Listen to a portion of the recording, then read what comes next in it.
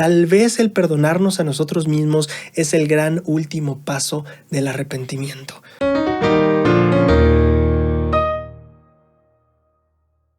Mi amada y querida gente de YouTube, un gustazo tenerte de vuelta en tu canal. Hoy vamos a estar hablando acerca de Génesis 42 al 50. Vamos a acabar Génesis en esta semana de estudio. Vamos a estar aprendiendo acerca de las relaciones familiares. Vamos a aprender acerca de los momentos en los que perdemos a seres queridos. También vamos a aprender de los momentos en los que nos reencontramos con seres queridos. Vamos a aprender acerca del arrepentimiento y de varias otras lecciones que yo he disfrutado mucho y sé que tú vas a disfrutar mucho también. Así que bienvenido a un episodio más de Tesoros en las Escrituras. Antes de comenzar, 3 anuncios.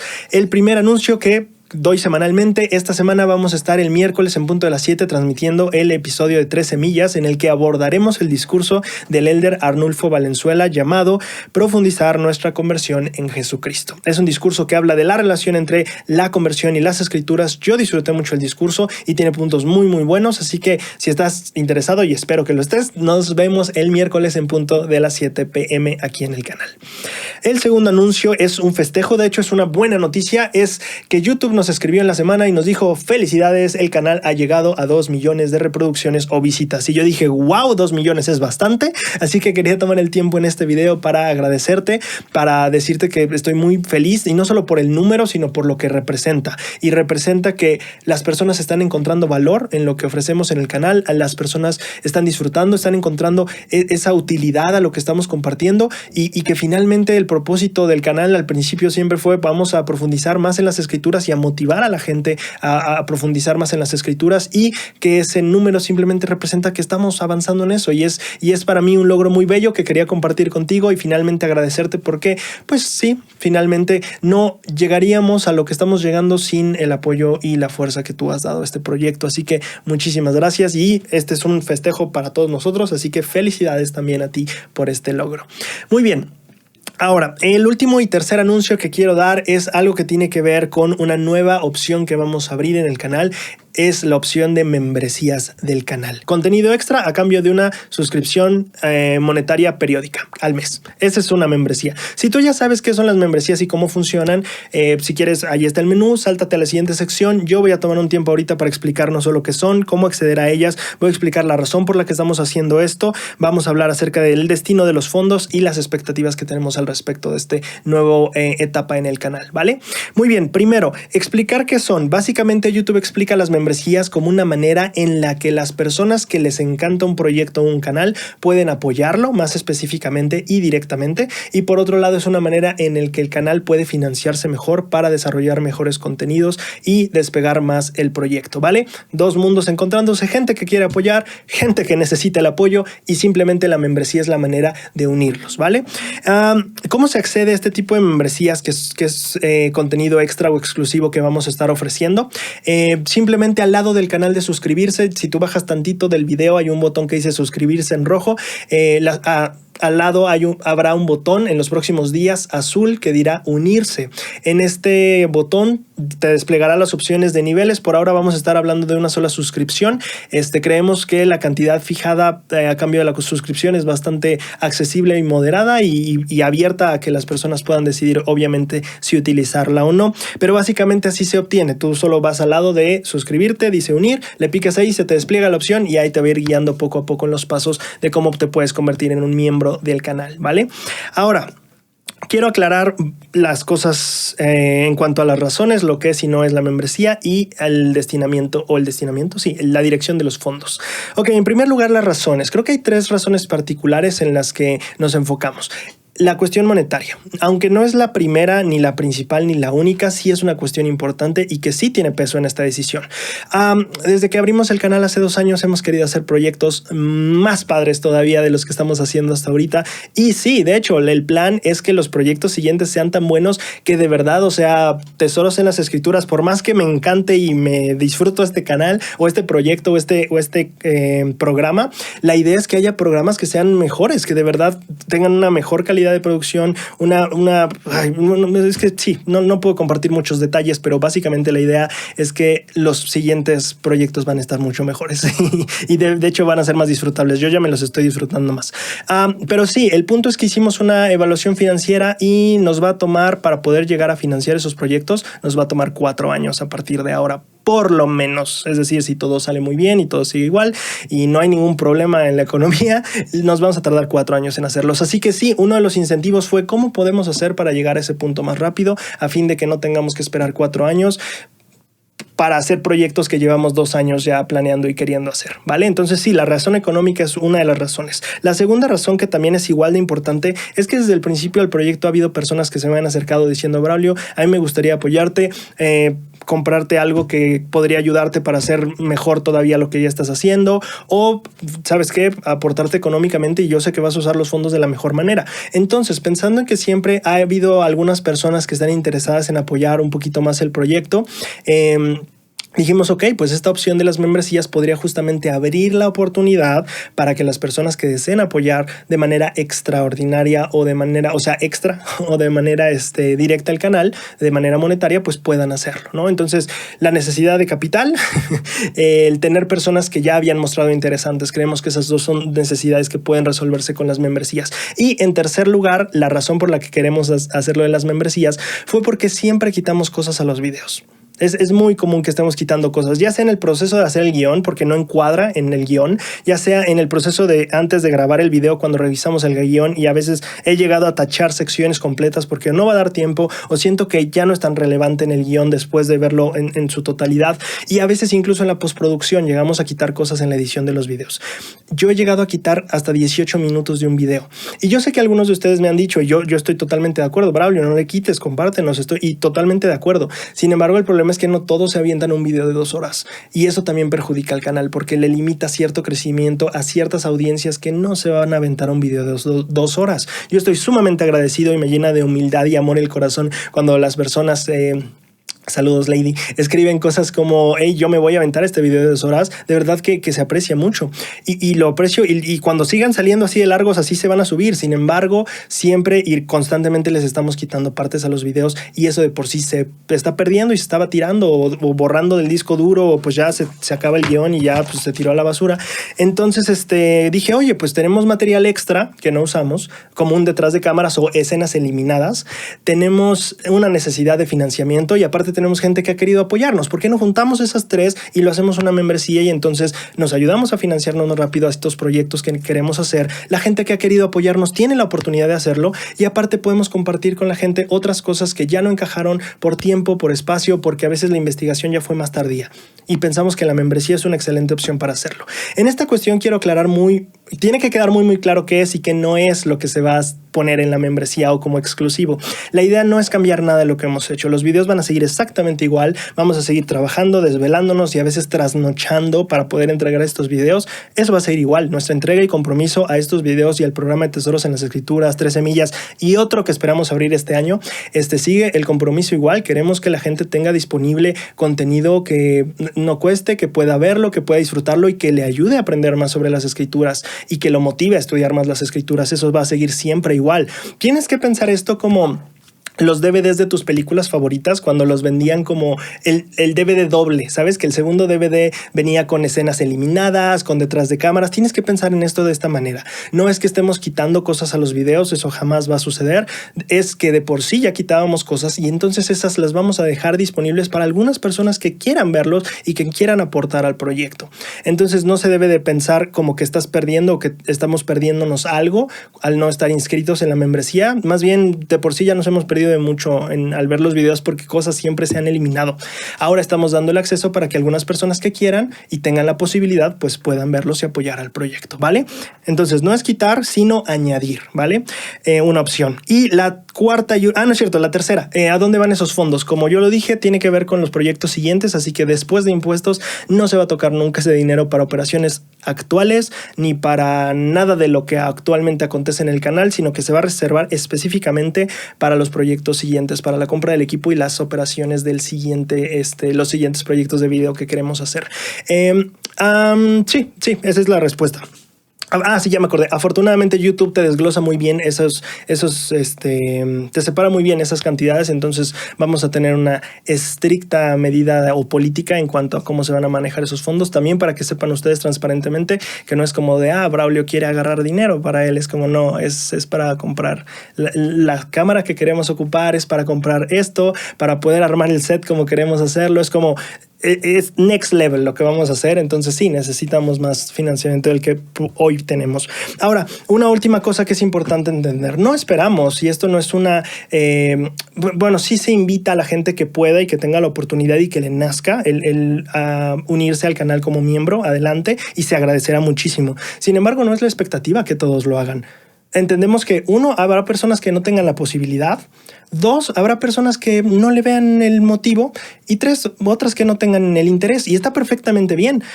Está perfectamente bien. No hay ningún problema con eso. Nosotros seguimos comprometidos en entregar este tipo de contenidos que puedan verse de manera gratuita y que puedan disfrutarse y poner todo nuestro corazón en ellos.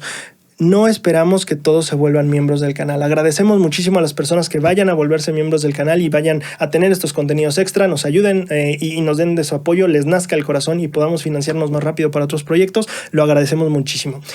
Pero también si tú decides no hacerlo, sin problema, y vamos a seguir trayendo semana a semana lo mejor que podamos entregar de este contenido, ¿vale? Lo que va a pasar en el contenido exclusivo es también, me he dado cuenta ahora que entregamos videos más pronto, de repente pasa que en la siguiente semana aprendí algo de la lección que grabé hace 2 semanas, entonces ya ni cómo meterlo a veces en el guión. Entonces también quiero tener ese espacio para que podamos subir actualizaciones de otros aprendizajes nuevos, de reflexiones nuevas, de cosas que aprendimos recientemente y que queremos seguir compartiendo, ¿vale? Extras, ¿vale? Ahora, cualquier duda que llegues a tener, por favor, siéntete libre, e incluso quejas también. Siéntete libre de compartirlo en los comentarios. Voy a estar muy atento para responder cualquier tipo de dudas, inquietudes, preguntas. Quiero que pues esto se pueda hacer de la manera más clara. Finalmente, porque es un canal que toca temas religiosos y la religión y el dinero tienden a ser muy delicados. Entonces voy a procurar estar súper atento para poder responder cualquier duda que tengas y poder responder las inquietudes que puedan surgirte. Bien.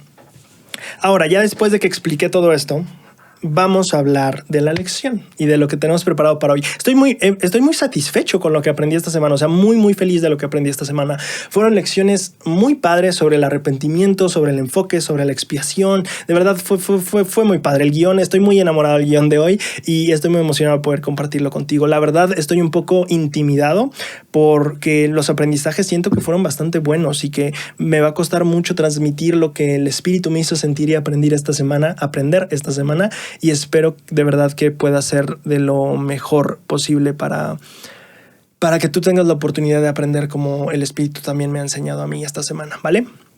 Súper. Entonces, esta semana no vamos a hablar cronológicamente de las escrituras. Me gustó más darle un enfoque de personaje y aprendizajes de ese personaje. Entonces vamos a hablar de 3 personajes. Vamos a analizar un poquito como su línea de desarrollo y cómo creció y cómo aprendió y las lecciones que nos está dejando individualmente, o sea, en sus experiencias de vida. Vamos a hablar de Israel, vamos a hablar de Judá y vamos a hablar de José. Y vamos a enfocarnos en los aprendizajes y que ellos tuvieron, pero que también nos comparten a nosotros a través de las escrituras, ¿vale? Vamos a empezar a hablar un poquito de Israel, ¿vale? Cuando llega a escasear la comida, como finalmente pasaba en el sueño de José, llega a escasear la comida, la familia de Israel se queda sin comida y entonces los envía a Egipto. Sin embargo, él no deja que Benjamín vaya con ellos. Manda a los otros 10 hijos, pero Benjamín, como lo registra Génesis 42 del 3 al 4, se queda con él no deja que se vaya. Cuando después regresan ya con la comida y el dinero y le explican lo que pasó, Israel se turba un poquito porque dice, oye, ¿cómo que te tengo que enviar a mi otro hijo? Y de hecho, Génesis 42, 36 al 38 relata un poquito de ese evento. Entonces su padre Jacob les dijo, me habéis privado de mis hijos. José ya no existe y Simeón no está más, porque era el que se había quedado como cautivo en Egipto. Y a Benjamín te llevaréis. Contra mí son todas estas cosas. Versículo 37. Y Rubén habló a su padre diciendo, harás morir a mis 2 hijos si no te lo devolveré. Si no te devolviere, perdón. entrégalo en mi mano y yo te lo devolveré. Y él le dijo, no descenderá mi hijo con vosotros, pues su hermano ha muerto y solamente él ha quedado. Y si le acontece algún desastre en el camino por donde vayáis, haréis descender mis canas con dolor al Seol. Me parece muy interesante que él dice, su hermano ha muerto y solamente él ha quedado, refiriéndose a Benjamín. En cuanto estaba estudiando, de repente yo dije, oye, espérate. ¿Cómo que solo él ha quedado y los otros 10 hijos no cuentan? ¿O cómo es esto? Y siento que encontramos un poquito de la respuesta en Génesis 44, 27 al 31, cuando ya mucho tiempo después Judá está hablando con José acerca del por qué no pueden dejar a su hermano ahí. Entonces dice Judá, tu siervo, diciéndole a José, mi padre, nos dijo, vosotros sabéis que 2 hijos me dio a luz mi esposa. Uno salió de mi lado y pienso que de cierto fue despedazado y hasta ahora no lo he visto. Y si tomáis también a este de mi lado y le acontece algún desastre, haréis descender mis canas con dolor al Seol. Creo que encontramos la respuesta a nuestra pregunta en este versículo, cuando él dijo, vosotros sabéis que 2 hijos me dio a luz mi esposa. Creo que parece ser que Israel mantenía este vínculo muy especial con Raquel y por ende también con los hijos que había tenido con Raquel. Si lo pensamos de cierta manera, pues no, más bien no. Si lo analizamos de verdad, Jacob nunca tuvo la intención de casarse con Lea o de casarse con la sierva de Lea o con la sierva de Raquel. De hecho, eso fueron propuestas que vinieron de Raquel o de Lea. Hey, ten hijos con estas personas. Pero así que digas, Jacob toma la iniciativa para eso, por lo menos en las escrituras no está.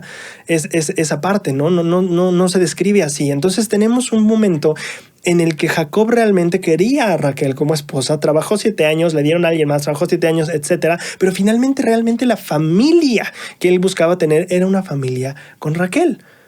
Entonces tiene mucho sentido que él perciba con cierto grado de ser especiales a Raquel y también a los hijos de Raquel, porque esa era la familia que él deseaba formar. Entonces, cuando él da a entender por qué solo mi hijo ha quedado, dice, bueno, pues no es el único hijo que te quedó. Bueno, sí, pero sí el único hijo de la familia que yo elegí, la familia que yo busqué, la familia por la cual yo trabajé. Y lamentable, como decíamos la vez pasada, que tal vez los otros hijos pudieran haber sentido esta parte de, híjole, mi papá no me quiere tanto como José, pero también creo que podemos aplicar misericordia en esta observación a Israel y entender que él no estaba buscando tampoco el tener hijos con otras mujeres. Eso fue algo que se fue dando por las complicaciones en el camino, ¿sabes? Ahora, pensando en esto, creo que podemos encontrar una lección. Si bien es complicado, porque es complicado pensar que en las familias puede haber hijos más queridos que otros, esas siempre son cosas que causan traumas, pero creo que podemos encontrar una lección muy interesante en la familia que Jacob tal vez percibía como la familia por la que él había trabajado y había buscado desde el inicio, ¿vale? La familia que consistía en él, Raquel, José y Benjamín. Si nosotros seguimos leyendo un poquito lo que Judá le explica a José cuando está frente a él diciéndole no te puedes quedar con Benjamín, el versículo 30 del capítulo 44 dice lo siguiente: ahora pues, cuando llegue yo a tu siervo, mi padre, y le diga que el joven no está conmigo, como su alma está ligada a la de él, sucederá que cuando no vea al joven morirá. Judá le está diciendo a José, si yo me voy sin el joven y mi papá lo ve, cuando él vea que yo no vengo con él, él morirá. Su alma está ligada al muchacho. Y me pareció muy interesante ese concepto y me puse a pensar qué significaría que nuestra alma esté ligada a nuestros seres queridos, o en este caso a nuestros hijos, ¿vale? Que es más específico la lección de Jacob y Benjamín. Y me recordé de un discurso de esta última conferencia general que, por cierto, ya analizamos en 3 semillas, que es el discurso de tratar sobre la salud mental de Eric W. Kopechke de la conferencia general pues, de octubre del 2021. Y es que yo me puse a pensar un poquito, creo que habíamos hablado antes de tal vez lo no apropiado que era pensar que, pues si mi hijo no está o si mi hijo aquello, yo para qué quiero mi vida. Sin embargo, aquí me gustaría ver o plantear la pregunta, Si bien tal vez no deberíamos enlazarnos a las personas de esa manera necesariamente, como que nuestra vida no tenga valor si la otra persona no está, creo que sí hay una lección interesante de pensar en cómo nos ligamos o cómo nos aferramos o nos juntamos en vínculos de amor con otras personas, ¿vale? En este caso, el elder Kopish, que comparte lo siguiente en la conferencia general pasada. El elder Orson F. Whitney, quien prestó servicio como miembro del quórum de los 12 apóstoles, aconsejó a los padres cómo ayudar a los hijos en apuros. Oren por sus hijos, aférrense a ellos con su fe. Con frecuencia he reflexionado sobre lo que significa aferrarse a ellos con fe. Creo que incluye actos sencillos de amor, mansedumbre, bondad y respeto. Significa permitirles desarrollarse a su propio ritmo y dar testimonio para ayudarlos a sentir el amor de nuestro Salvador. Requiere que pensemos más en ellos y menos en nosotros mismos u otras personas. Por lo general, aquello significa hablar menos y escuchar mucho más. Debemos amarlos, habilitarlos y elogiarlos a menudo en sus esfuerzos por tener éxito y ser fieles a Dios. Finalmente, debemos hacer todo lo que está a nuestro alcance para permanecer cerca de ellos, tal como permanecemos cerca de Dios. Me pareció interesante pensar en este concepto de cómo nos aferramos, y en el caso mío, no cómo me aferro a mis hijos, sino también cómo me aferro a mis seres queridos, a mis padres, a mi hermano, a la gente que quiero, incluso a mis amigos, ¿sabes? ¿Cómo me aferro a ellos? Y creo que me gustó mucho lo que dijo el elder Kopish, que aquí significa permitirles desarrollarse a su propio ritmo. Parte de aferrarnos a las personas no quiere decir que siempre estemos encima de ellos para que hagan las cosas al momento, al tiempo y de la forma en la que nosotros esperamos que las hagan. También aferrarse a ellos significa darle su espacio y su tiempo. No es necesariamente estar encima de ellos para que hagan algo, sino también entender que ellos tendrán su propio tiempo. Me gusta también que él dice, significa elogiarlos a menudo en sus esfuerzos por tener éxito y ser fieles a Dios. No dice, significa felicitarlos por ser fieles. Dice, significa felicitarlos por esforzarse por ser fieles. Y me pareció muy interesante esto. ¿Cómo es que esta parte de aferrarnos tiene que ver con soltar un poquito? ¿Sabes? Entender que la persona no va a hacer lo que queremos cuando queremos y entender que la persona no va a dar los resultados que queremos porque los queremos. Entender que la persona tiene su espacio, tiene su ritmo y también tiene su esfuerzo y su esfuerzo va a rendir su fruto. Es aprender a ver el corazón que se esfuerza en lugar de lo que nuestros ojos perciben como resultados. Y me parece muy interesante el final que dice, debemos hacer todo lo que esté a nuestro alcance para permanecer cerca de ellos, tal como Dios permanece cerca de nosotros. Y ahí la pregunta viene, ¿cómo me aferro a mis seres queridos? ¿Cómo me aferro a aquellos que son parte de mi quórum, tal vez? Aquellos que son mis familiares, aquellos que son aquel que es mi pareja o aquella que es mi pareja, aquellos que son mis hijos. Y creo que me encanta la respuesta. Debemos observar el modelo en el que Dios se está aferrando a nosotros. ¿Cómo es que Dios nos ama? ¿Cómo es que Dios nos apoya? ¿Cómo es que Dios siempre ha estado ahí para nosotros? No significa que estuvo todo el tiempo encima de nosotros, pero sí que estuvo junto a nosotros. Y eso me pareció muy significativo de aprender y de meditar en esta semana. Jacob buscaba aferrarse a Benjamín, o su alma estaba ligada a Benjamín. Y actualmente de una manera sana podemos ligar nuestras almas a estas personas, no necesariamente dependiendo de si da los resultados que queremos o no, sino más bien aprender a ver sus esfuerzos, aprender a amar sus esfuerzos, aprender a reconocerlos y aprender a darnos cuenta que cada quien tiene su ritmo. Y que así como Dios me apoya y me acompaña y no me pisotea, sino más bien busca que también crezca mi ritmo, ¿cómo puedo amar a los demás de esa manera y en ese sentido aferrarme a ellos como Dios se está aferrando a mí? Otra lección que creo que aprendemos de Israel esta semana es sobre los reencuentros y el sentimiento que puede llenarnos de gozo al volver a ver a alguien que tal vez dábamos por perdido y que podemos tenerlo tanto en el ámbito físico como en el ámbito espiritual también. Podemos hablar de enfermedades, de personas extraviadas, etcétera, etcétera, ¿vale?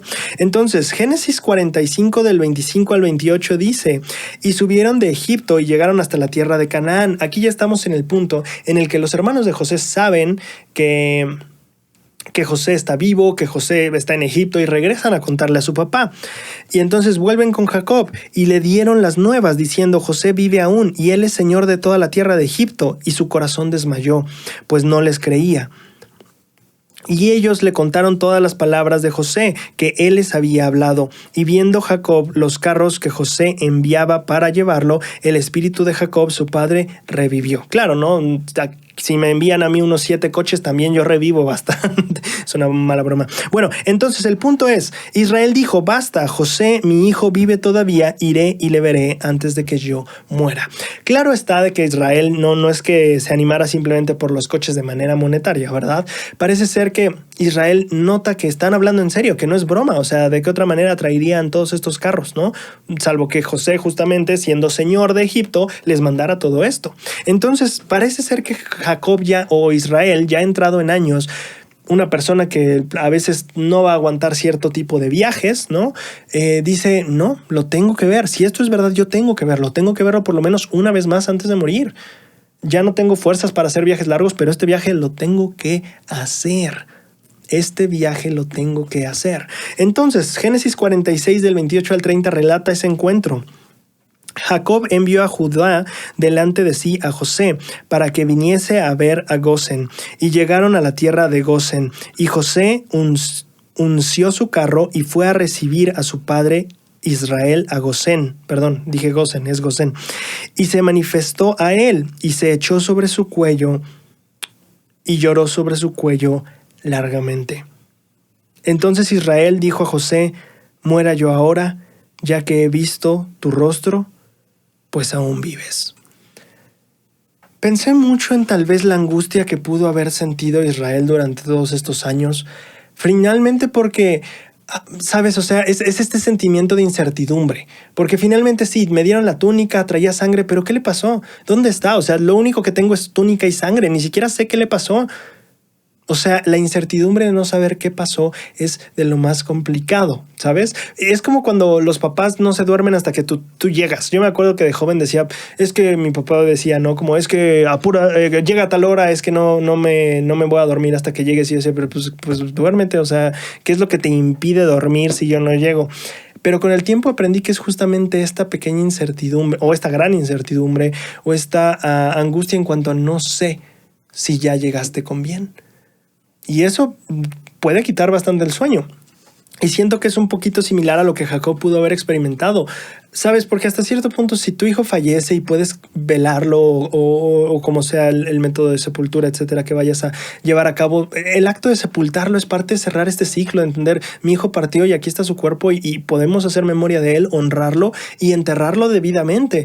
Pero el hecho de que no puedas ni siquiera saber qué pasó con él y ni siquiera poder recuperar el cuerpo es doloroso y angustiante. Y parece ser que Jacob suelta todo eso en este momento que abraza a José y dice, ya, o sea, ahora estoy en paz y yo puedo morir con esta paz porque es lo único que tal vez me mantenía con mucha angustia en mi vida y ahora estoy en paz.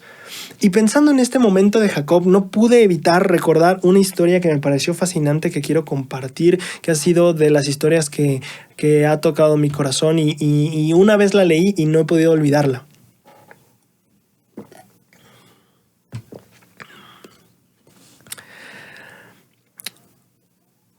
En la Conferencia General de octubre de 1976, el elder Jacob de Jagger, miembro de los 70, compartió un discurso llamado ¿A quién salvaremos?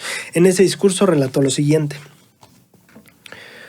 He oído tantos testimonios maravillosos sobre hombres y mujeres que se unieron a la iglesia que deseo decir, nunca sabemos a quién hemos de salvar. Para ilustrarles mi idea, me gustaría volver a un momento en mi nativa Holanda, donde 6 generaciones de antepasados de mi padre vivieron en un pequeño pueblecito pesquero. Los habitantes eran pescadores, trabajaban en la construcción de barcas pesqueras, eran marineros o se encargaban de arreglar las redes de los pescadores. Muchos de ellos se dedicaban también a la tarea voluntaria, pero extremadamente peligrosa de salvar vidas. Eran hombres valientes, que siempre estaban listos para salir en misiones de rescate. En cada ventarrón había barcas que pasaban por dificultades y muchas veces los marineros tenían que aferrarse a los aparejos de los botes en una lucha desesperada por escapar con vida. Año tras año, el mar reclamaba sus víctimas. En una ocasión, durante una fuerte tormenta, partieron varios hombres en un bote de remeros para rescatar a la tripulación de una barca pesquera que se hallaba en peligro. Las olas eran enormes y cada uno de estos hombres tenía que hacer un tremendo esfuerzo con los remos a fin de llegar hasta los desafortunados marineros en medio de la oscuridad de la noche y la furia de los elementos. Finalmente llegaron hasta ellos, pero resultó que el bote era demasiado pequeño para acomodar a todos los náufragos y, debido a que simplemente no había lugar para él, uno de los hombres tuvo que quedarse a bordo de la barca pesquera. De otro modo, habría sido demasiado grande el riesgo de hundirse en el mar, en el barco de rescate. Cuando los rescatadores llegaron a la playa, había muchas personas esperando ansiosas con antorchas para alumbrar la noche. Los mismos hombres que habían ido no podían regresar a buscar al náufrago, pues se encontraban exhaustos luego de haber luchado contra los vientos, las olas y la lluvia torrencial. Entonces, fueron a rescatar, se quedó una persona allá en el bote que se estaba hundiendo, se vinieron los rescatistas, pero dijeron, no podemos ir de nuevo. Estaban exhaustos, ¿no? Entonces el capitán local de guardacostas pidió voluntarios para hacer un segundo viaje. Entre los que dieron un paso al frente sin vacilar, había un joven de 19 años llamado Hans. Este, vestido con ropas impermeables, estaba ahí acompañado por su madre, viendo las operaciones de rescate. Cuando el joven se adelantó, la madre aterrada le rogó, «Hans, te lo suplico, no vayas. Tu padre murió en el mar cuando tú tenías 4 años y tu hermano mayor, Pete, lleva más de 3 meses desaparecido. Eres el único hijo que me queda». Pero Hans le respondió, «Madre, siento que debo hacerlo. Es mi deber». Su madre se echó a llorar y cuando Hans subió al bote, tomó 2 remos y desapareció en la noche. Ella, inquieta, empezó a caminar de un lado al otro de la playa. Tras una ardua lucha contra el mar embravecido, una lucha que duró más de 1 hora para la madre afligida de Hans debió de haber sido como una eternidad, el bote apareció ante la vista. Cuando los rescatadores llegaron lo bastante cerca a la playa como para escucharlo, el capitán de guardacostas hizo bocina con las manos y preguntó gritando con todas sus fuerzas para hacerse oír a través de la tormenta, ¿los salvaron? La gente que iluminaba el mar con sus antorchas vio a Hans levantarse de su asiento de remo y gritar con todas sus fuerzas, ¡sí! Y díganle a mi mamá que es mi hermano Pete. Nunca se sabe a quién podrían salvar. Puede ser al que ha sido sacudido por las tempestades o al que ha sido dado por desaparecido en el mar de la vida. Y cuando en su misión de rescate hayan salvado a alguien, oh, cuán grande será su gozo en el reino de vuestro Padre.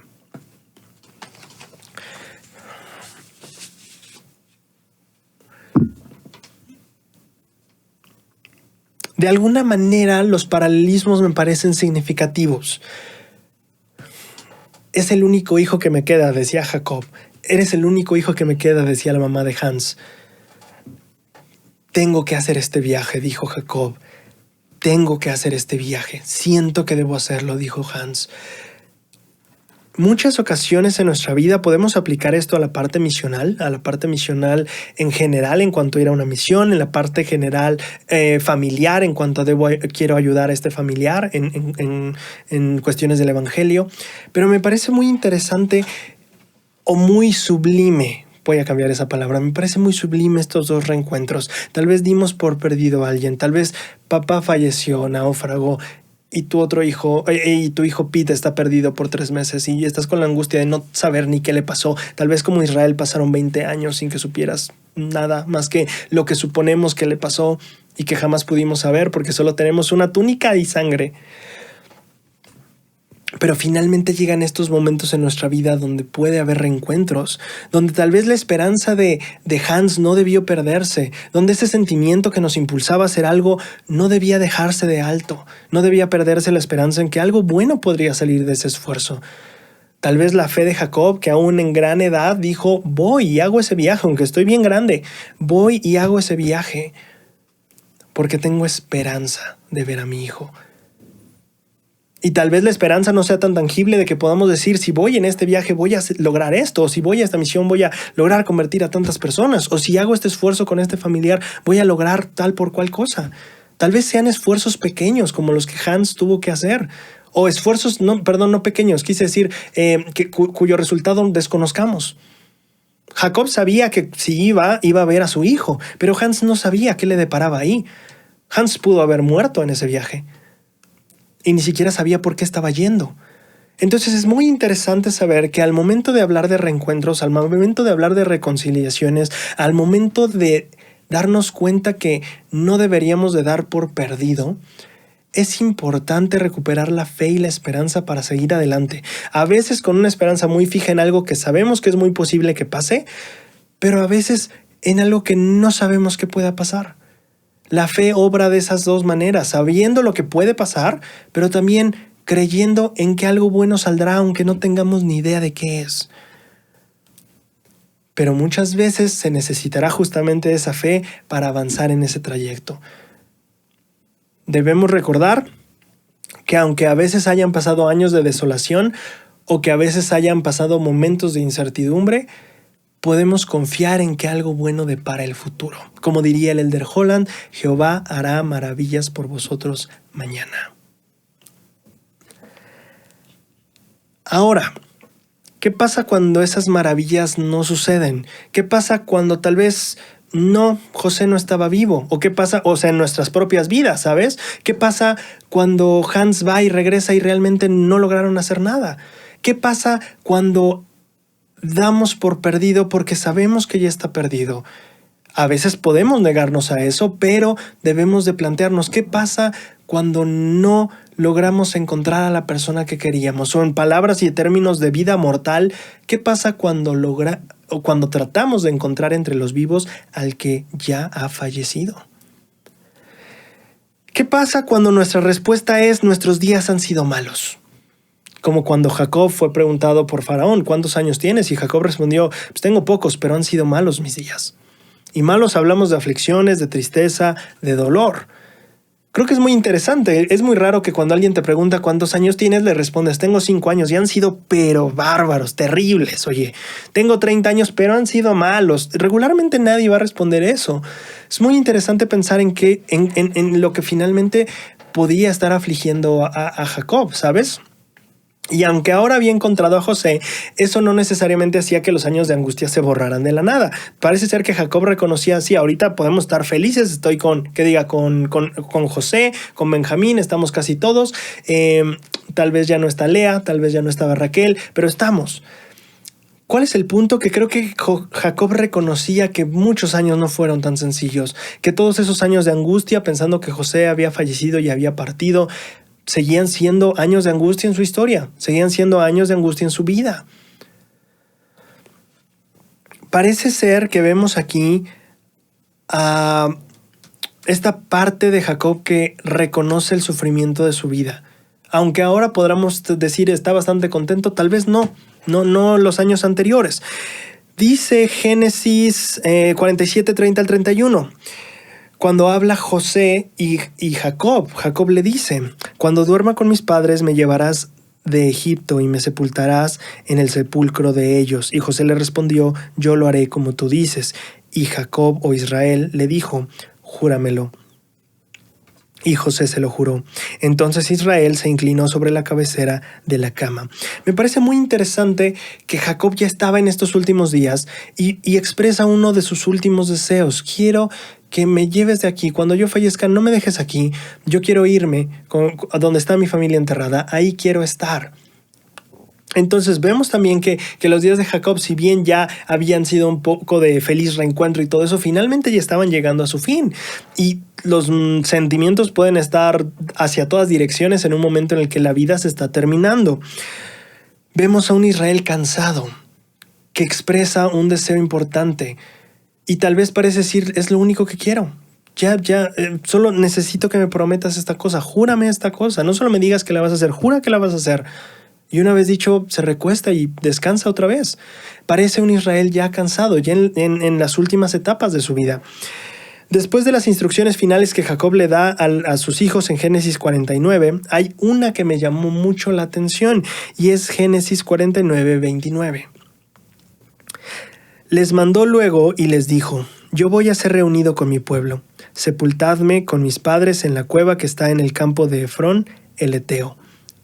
Me parece interesante que otra vez les vuelve a repetir el asunto. Hey, es muy importante para mí, sepúltenme con mis padres. Pero la lección principal que yo quiero dar hincapié es esta parte en la que él menciona: yo voy a ser reunido con mi pueblo. Parece ser que Israel tenía esta creencia, y no solo la creencia, sino la esperanza también y la fe de que iba a volver a ver a sus seres queridos. Esta creo que es la respuesta justamente que nos estamos preguntando. ¿Qué pasa cuando no encontramos entre los vivos al que ya falleció? Parafraseando esta escritura de Jesucristo, ¿no? ¿Qué pasa cuando nosotros queremos seguir buscando entre los vivos aquel que ya no está entre los vivos? ¿Qué pasa cuando no va a haber ese reencuentro aquí en vida? Justamente lo que a Israel pasa. La respuesta es esa. Conservas la esperanza en Cristo de que volverás a ver a tu pueblo. Tal vez no aquí, tal vez no en Egipto, tal vez no regresando de este viaje de excursión de mar de tratar de rescatar a gente. Tal vez tendrá que esperar mucho más, pero de que lo vamos a ver, lo vamos a ver.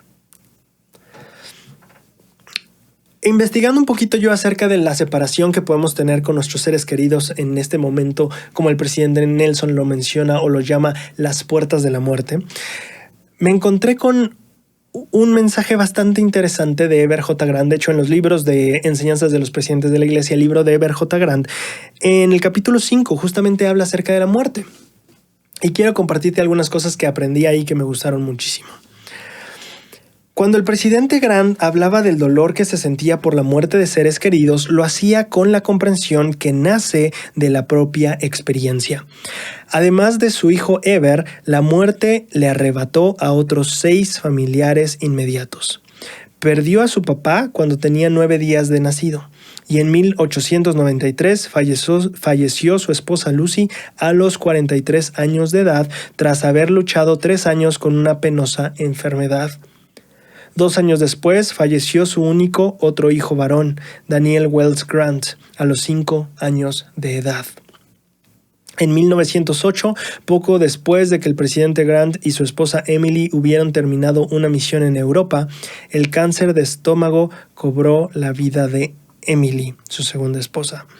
Un año más tarde, el presidente Grant lloró la muerte de su madre.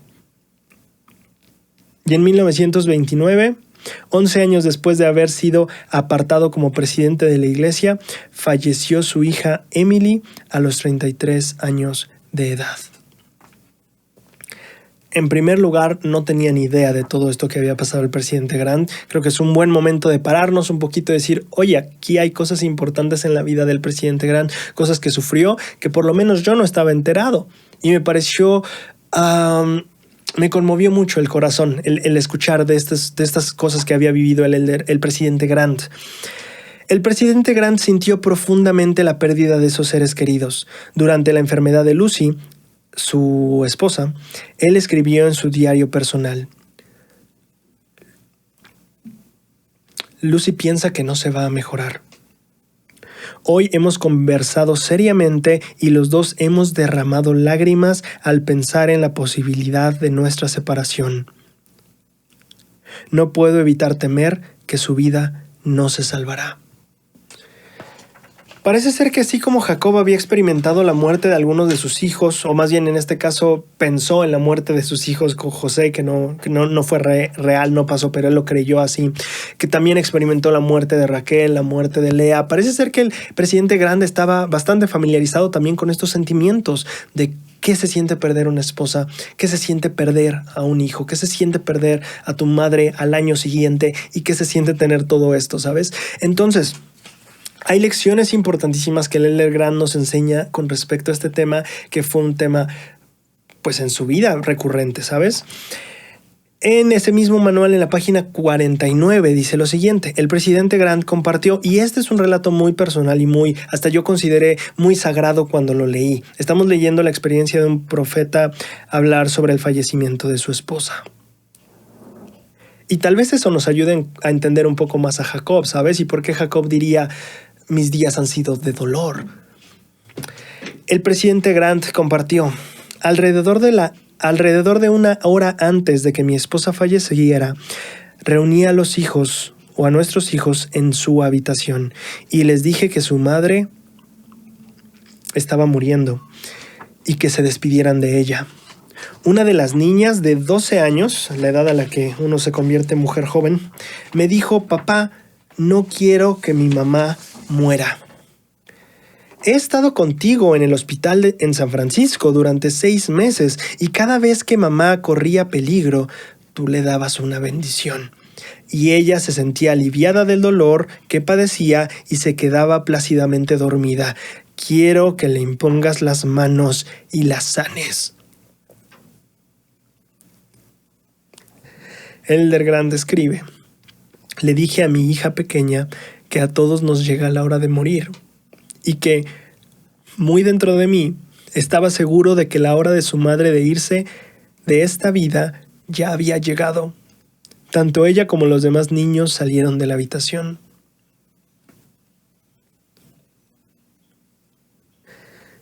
Entonces me arrodillé al lado de la cama de mi esposa, que ya había perdido el conocimiento, y le dije al Señor que reconocía su mano en la vida, en la muerte, en la dicha, en el pesar, en la prosperidad y en la adversidad.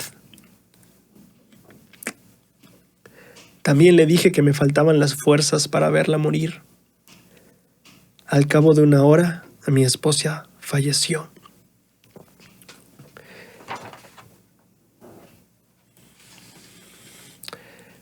Aparte de la lección maravillosa que vemos del presidente Grant diciendo: sí, es cierto que las bendiciones han sanado y aliviado mucho a tu mamá, pero las bendiciones y ese poder del sacerdocio son de Dios y Él ha sanado a tu mamá. No es algo que yo he decidido, es algo que Dios ha dispuesto.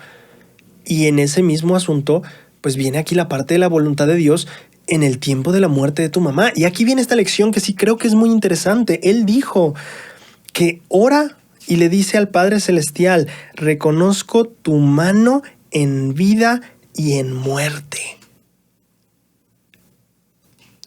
Hace unos días hablábamos de cómo Jacob se daba cuenta que Jehová está aquí y yo no lo había visto. Hablábamos de reconocer la mano de Dios en nuestras vidas. Bueno, tal vez la lección que ahora se está expandiendo es: no solo debes reconocer la mano de Dios en la vida, sino también en la muerte.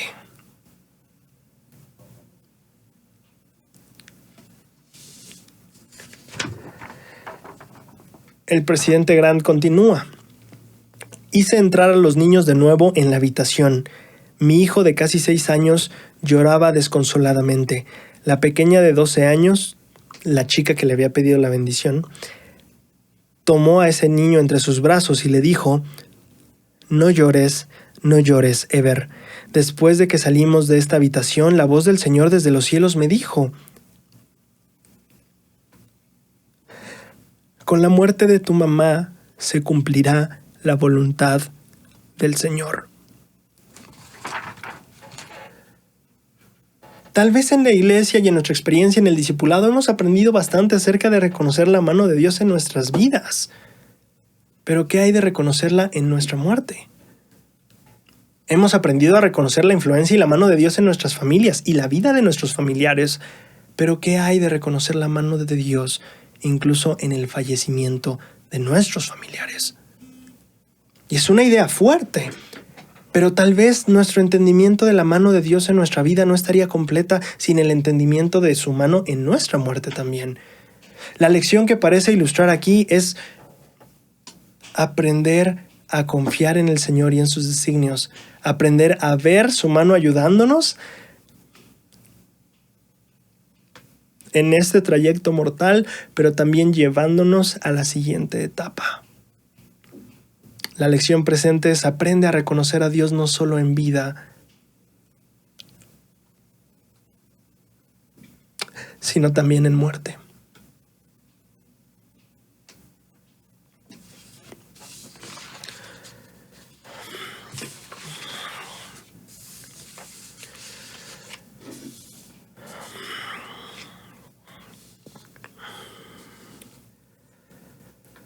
Ahora, el presidente Grant comparte las siguientes ideas acerca de la muerte. ¿Cuán intenso debe ser el sufrimiento y el pesar de los que no ven más allá del sepulcro, sino el principio de una noche y una inconsciencia eterna? Para los que creen eso, la muerte tiene su aguijón y el sepulcro su victoria. Para ellos, aún la gloria de esta tierra no es sino el último paradero de la llama de una vela que se extingue en la oscuridad interminable. Pero para las personas de fe, la muerte no es sino la reanudación de la existencia que se interrumpió cuando nosotros vinimos a esta tierra. Me parece muy interesante esta perspectiva que nos agrega el presidente Grant. Para las personas de fe, la partida de esta tierra no es simplemente más que el voy a continuar lo que dejé pendiente. Lo que estaba haciendo antes de venir aquí. Porque algo estaba haciendo, ¿verdad? Con alguien estaba. En la presencia de Dios, y ahora me toca regresar a hacer y aclarar y a continuar algunos asuntos. Para las personas de fe, la muerte, parece sugerir el Elder Grant o el presidente Grant, no es un adiós y hasta nunca, sino más bien un ahora ve y resuelve estas otras cosas que te toca ahora atender. Nos veremos después. Mientras, trabaja en lo que te corresponde, en lo que ahora debes de atender, y ahora es la voluntad de Dios que atiendas. El Elder Grant continúa: nunca pienso en que mis seres queridos, tanto mi amada madre como los que han fallecido, se encuentran en el sepulcro.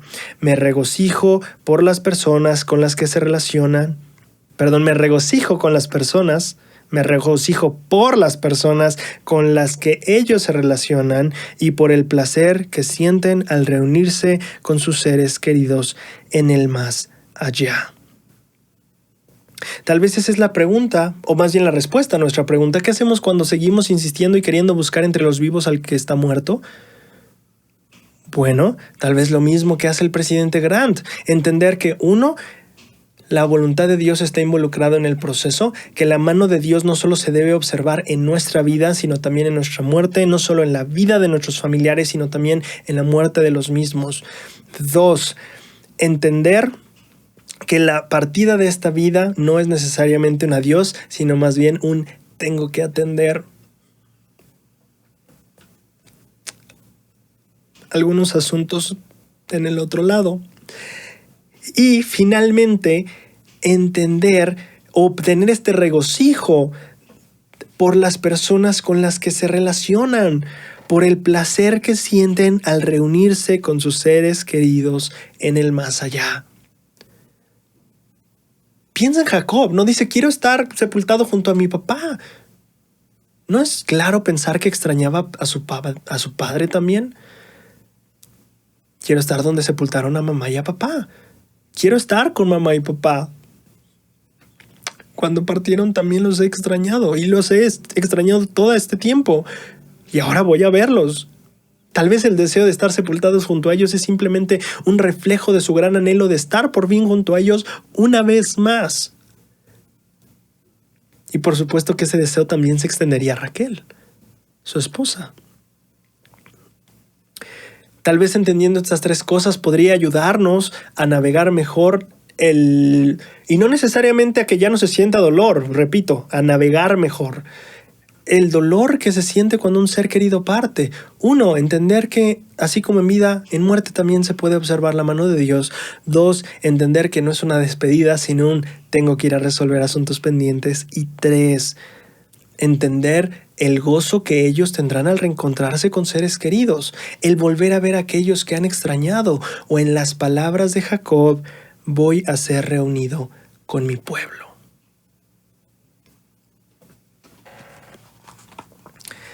Ahora, desplazándonos un poquito a otro personaje, quiero hablar un poco de Judá. Y Judá tiene lecciones impresionantes en estos capítulos de las Escrituras.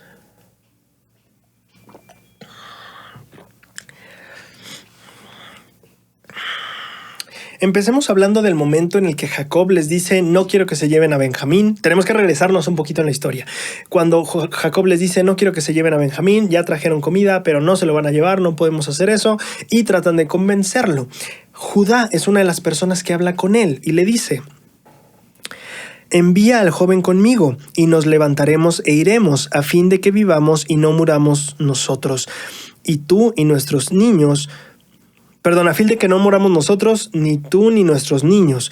Yo seré su fiador, y a mí me pedirás cuentas de él. Si yo no te lo vuelvo a traer y lo pongo delante de ti, seré para ti el culpable todos los días.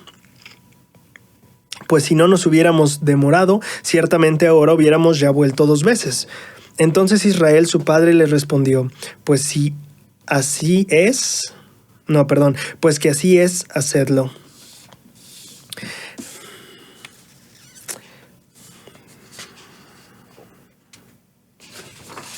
Perdón, es que aquí hay algo que está perdido en... Se me perdió la hoja, acá está. Sí, esa está la hoja, perdonen. Ok, ¿qué es lo que vemos primeramente en la escritura? ¿Qué es lo que vemos primeramente en la escritura? Parece ser un Israel un poco resignado al destino, ¿vale? De hecho, se nota mucho eso en el versículo 14 que no leí, que dice, el Dios omnipotente os dé misericordia delante de aquel hombre, o sea, José, y os suelte al otro hermano vuestro y a Benjamín, y si he de ser privado de mis 2 hijos, que así sea. Parece ser que él ya estaba resignado a eso. Bueno, pues si es la única manera, pues ya que, hagámoslo. Hasta cierto punto podría darnos esa impresión, pero tenemos que entender también que no era solo una resignación a perder a su hijo, era entender que probablemente era la única manera de hacer que todos los demás sobrevivieran. Era o eso o todos morimos. Quiero hablar un poquito de las lecciones poderosas que puede darnos este diálogo entre Judá y Jacob. Y no está en el diálogo en sí, sino en el contexto de los personajes involucrados en el diálogo. Quiero que pienses un poquito en las similitudes que podría haber tenido Jacob con Jehová. ¿Cuál era el miedo de Jacob o de Israel? Perder a su segundo hijo, ¿cierto? Ya perdí a José, no quiero perder a Benjamín también. Bueno, ¿qué relación podría tener Judá con este miedo que Jacob estaba expresando? Génesis 37 del 7 al 10 justamente narra que y Onán, los 2 hijos mayores de Judá, murieron. Es interesante que no se nos menciona lo que ha pasado con los hijos de todos los demás. No se menciona que a alguien más de los hijos de Israel se le haya muerto un hijo. Sin embargo, el texto de Génesis sí nos aclara que los hijos de Judá, 2 hijos, habían fallecido.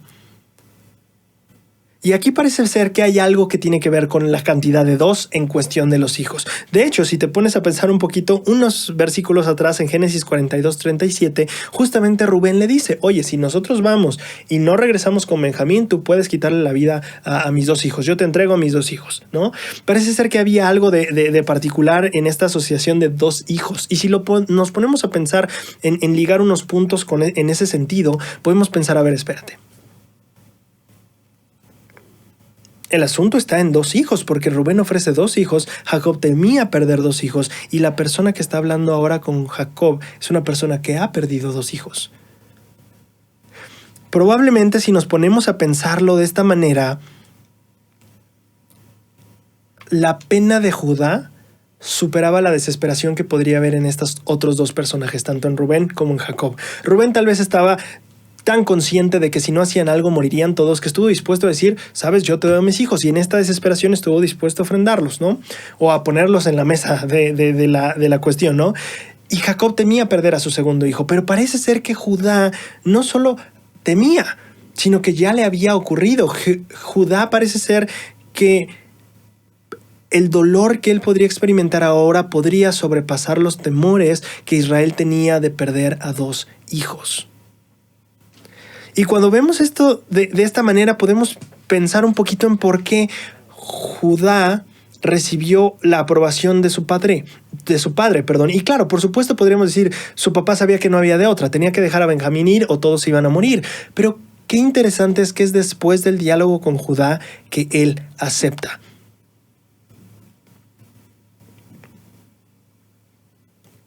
Tal vez Jacob se dio cuenta que estaba hablando con una persona que entendía perfectamente el miedo que él estaba sintiendo. Tal vez no lo dijo, pero tal vez pensémoslo así. Judá claramente pudo haber dicho, a ver, yo no estoy aquí hablando de ofrecer a mis 2 hijos, yo no estoy hablando aquí de tener miedo a perder a mi segundo hijo. A ver, a mí ya se me murieron mis 2 hijos. Yo ya no los tengo. Eso que para ti es un miedo, para mí es una realidad. Tal vez en ese momento Jacob se dio cuenta que si alguien podía entender su miedo y su dolor, esa persona era Judá. Y ahora, esto tiene ciertas lecciones que quiero compartir contigo. Hay 4 lecciones aquí que yo quiero extraer que nos pueden ayudar mucho a aprender sobre el plan de salvación, la expiación y el Salvador. Bien, creo que es el capítulo anterior de Ven, Sígueme, en la parte de mejorar tu estudio personal, hay una parte que dice, el Antiguo Testamento testifica de Jesucristo por medio de sus relatos y sus símbolos. Entonces, ¿cómo? ¿Te acuerdas que al principio de este año hablábamos de vamos a encontrar a Cristo en el Antiguo Testamento? ¿Cómo vamos a encontrar a Cristo en el Antiguo Testamento? Bueno, por medio de los relatos y los símbolos. Entonces tenemos que pararnos aquí y decir, ok, en este diálogo, ¿qué símbolos podemos encontrar de Jesucristo, de su misión, de su ministerio, de su expiación? Y creo que hay 4 que podemos identificar. La primera es que Judá entendía a Jacob, y en eso podemos relacionarnos. En este caso, Judá sería el representante o el simbolismo de Cristo, quien puede entender nuestros dolores.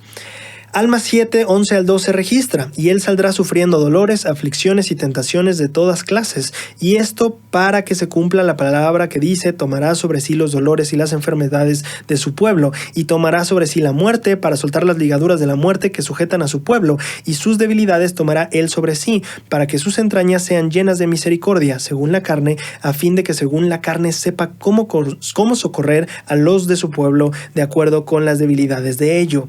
¿Para qué? Para que sus entrañas sean llenas de misericordia. Ahora yo te pregunto, ¿puedes tener misericordia de algo que no entiendes?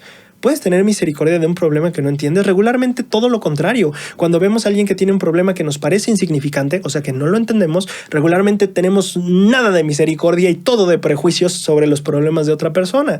¿Por qué te pones a llorar por eso? Porque no entendemos. No, es muy difícil tener misericordia sobre aquello que no entiendes. Entonces podríamos decir que hasta cierto punto si el motivo de la expiación o de que Cristo viniera a sufrir estos dolores era extender misericordia, entonces para extender misericordia se tiene que entender, tienes que haber cierta comprensión de los problemas. En ese sentido podríamos decir que una de las partes centrales o de los motivos centrales de la expiación era el entender. Primer principio, Cristo, debido a la expiación, nos entiende. Segundo principio, el entendimiento que nos ofrece Cristo fortalece nuestra confianza en Él. Quiero que te pongas a pensar un poquito en a quién le delegas un trabajo importante. Si hay un trabajo importante que se tiene que hacer, ¿a quién se lo delegas? Creo que es lo más probable que se lo delegues a alguien que entienda la importancia y la profundidad del problema y la tarea que debe desempeñarse. Básicamente le vas a dar la asignación o vas a poner la confianza en la persona que mejor entienda no solo el problema, sino también cómo solucionarlo. ¿Qué aprendemos de esto? Que la relación que hay entre el entendimiento y la confianza es bastante estrecha. Tal vez por eso Jacob dice sí. Tal vez después de que Judá le dice, ponlo en mí, ponme a mí a cargo de este asunto. Tal vez Jacob se da cuenta que si alguien puede estar a cargo de ese asunto, ese es Judá, porque él entiende qué es perder a 2 hijos. Debido a que Jacob nota que Judá lo entiende, probablemente su confianza en Judá crece. ¿Cómo podemos encontrar este simbolismo en Cristo? Debido a que Él nos entiende, nosotros podemos y debemos confiar en Él. Ok, ahora, tercer principio que me parece también fascinante. Hablamos de que Cristo nos entiende. Sin embargo, creo que no solo Cristo nos entiende, sino que nos entiende mejor que nadie, y eso nos incluye a nosotros mismos. Si tenemos en cuenta esta idea, Jacob tenía miedo de perder a 2 hijos, pero no los había perdido, solo tenía el miedo de que pasara, la angustia de que pasara. Bueno, podríamos decir que Judá no solo había sentido esa angustia y ese miedo de perder a 2 hijos, sino que en su caso sí había pasado. En otras palabras, en lo que tú estás angustiado, yo ya fui y vine. Yo ya entiendo eso perfectamente. Yo ya no solo pasé por la angustia, yo ya estoy pasando por la realidad de ese hecho en mi vida. No solo temo no tener a mis 2 hijos, yo no tengo a mis 2 hijos. Tal vez entonces, si vemos el simbolismo de Cristo aquí, podríamos decir, como parafraseando un poquito al elder Cecil O. Samuelson en la Liaona de abril del 2009, el Salvador nos comprende mejor que nosotros mismos, tal como Judá comprendía todavía mejor que Jacob el problema. No, a ver, no me digas que no entiendes, no me digas que por qué hicimos esto, o sea, no. Te entiendo y de sobra. Creo que te entiendo más de lo que tú te entiendes a ti mismo, porque lo que para ti solo ahorita es un miedo, para mí es una realidad. Lo entiendo de sobra. Ahora, quiero citar al elder Bednar para aclarar un poquito de esta cuestión del simbolismo de Cristo. Si nosotros vemos la conferencia general de abril del 2012, el elder Bednar compartió un discurso llamado La expiación y el trayecto de la vida terrenal, tomando en cuenta lo que estamos aprendiendo de la expiación, que es que Cristo nos comprende incluso mejor de lo que nosotros comprendemos a nosotros mismos.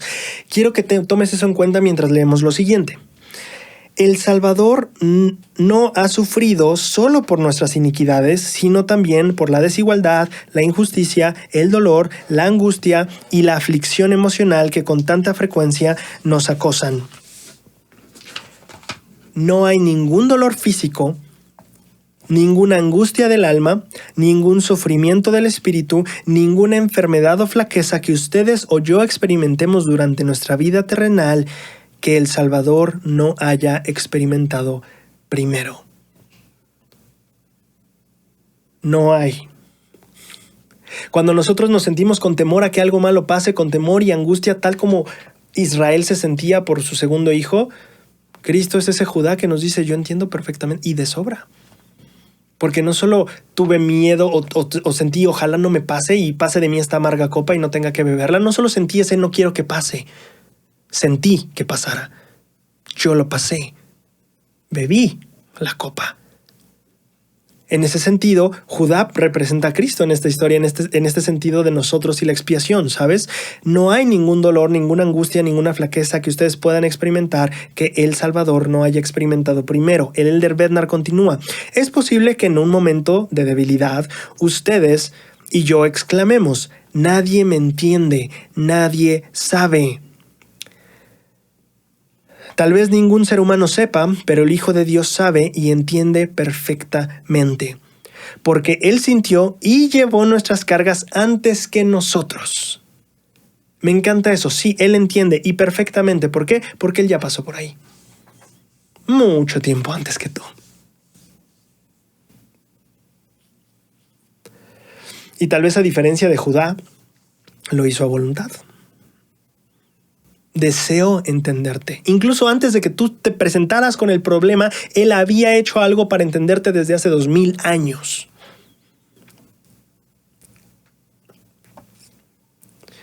¿A qué persona conoces que 2000 años atrás haya hecho algo para entenderte mejor hoy? O un problema que todavía ni siquiera tienes. Debido a que Él pagó el precio máximo y llevó esta carga, continúa el elder Bednar, Él entiende perfectamente y puede extendernos su brazo de misericordia en muchas etapas de la vida. Él puede extender la mano, tocarnos, socorrernos, literalmente correr hacia nosotros y fortalecernos para que seamos más de lo que jamás podríamos ser. Para ayudarnos a hacer lo que nunca podríamos lograr si dependiéramos únicamente de nuestro propio poder. ¿Qué lección aprendemos? Cristo nos entiende incluso mejor de lo que nosotros nos entendemos a nosotros mismos. Y no solo a nosotros mismos, como Judá e Israel. Tal vez Cristo entienda no solo mejor a nosotros mismos, sino que también entienda mejor nuestros problemas de lo que nosotros mismos los entendemos.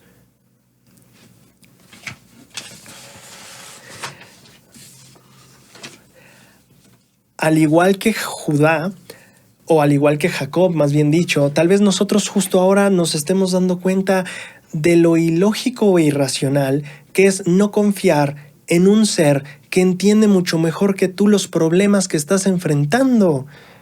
Cuando tienes un problema en casa, pongamos la plomería o la luz, y no sabes cómo funciona, no entiendes el problema, sabes que tienes el problema y lo estás sufriendo, pero hay una persona que entiende mejor que tú, a esa persona llamas para que te ayude, ¿cierto? Qué ilógico e irracional sería no confiar en justo aquel ser que te entiende mejor y que entiende mejor el problema que estás afrontando. Y es interesante ver la expiación desde ese sentido. ¿Por qué negarnos a la expiación? ¿Por qué alejarnos de Cristo? ¿Por qué no recurrir a Él en nuestras aflicciones y complicaciones, en nuestros problemas y tribulaciones? Qué ilógico. Tal vez justo por eso, tal vez ese fue el sentimiento que cruzó su cabeza de Israel en ese momento, ¿sabes? Como cuando Judá le dijo, yo me voy a quedar a cargo. Tal vez no lo dijo en el diálogo, pero tal vez en sus ojos alcanzó a notar esa idea. Yo sé cuál es el problema en el que estamos. Yo sé que es ser padre y pensar que tal vez podrías perder un hijo. Es más, yo sé que es perder un hijo, perder tu segundo hijo. Tal vez cuando Jacob volteó a verlo, aprendió como nosotros que es irónico no confiar en aquella persona que entiende mejor que nosotros los problemas que tenemos. Cristo no solo nos entiende, sino que nos entiende incluso mejor de lo que nos entendemos nosotros mismos. Cuarta lección en cuanto al diálogo de Judá y Jacob. Ya hablamos de lo que Judá le ofreció a Jacob, que nadie más podría ofrecerle, y que simboliza lo que Cristo nos ofrece a nosotros y nadie más nos ofrece. Cristo nos entiende de una manera perfecta. Cristo, debido al entendimiento que tiene, en el entendimiento que Cristo nos ofrece, nuestra confianza se puede fortalecer en Él. 3, no solo nos entiende plenamente, sino que nos entiende mejor de lo que nosotros nos entendemos a nosotros mismos. Ahora vamos a ir con un punto 4, que era lo que no podía darle Judá a Israel. Solo había una cosa en mi análisis o en mi estudio, pensé en solo una cosa que Jacob no podía recibir de Judá. Podía recibir entendimiento y por ende podía confiar en que él era la persona más apropiada para hacerse cargo de esta tarea. Podía darle entendimiento, podría ofrecerle entendimiento y podía darle confianza. Sin embargo, Judá no podía ofrecerle garantías. Judá no era responsable del resultado. Claro, era la persona más adecuada y seguramente de entre todos era el que mejor iba a saber lidiar con esa situación porque era el que mejor la entendía. Pero Judá no podría ofrecer garantías. El resultado no dependía de Judá. Aquí hay 2 lecciones interesantes que se relacionan con Cristo y la expiación. La primera es que seguir a Cristo tampoco nos da ciertas garantías, en especial garantías de que nuestra vida será sencilla. Seguir a Cristo no significa que tengas garantizada la vida libre de pruebas. Sin embargo, la segunda lección a mí me parece más interesante todavía.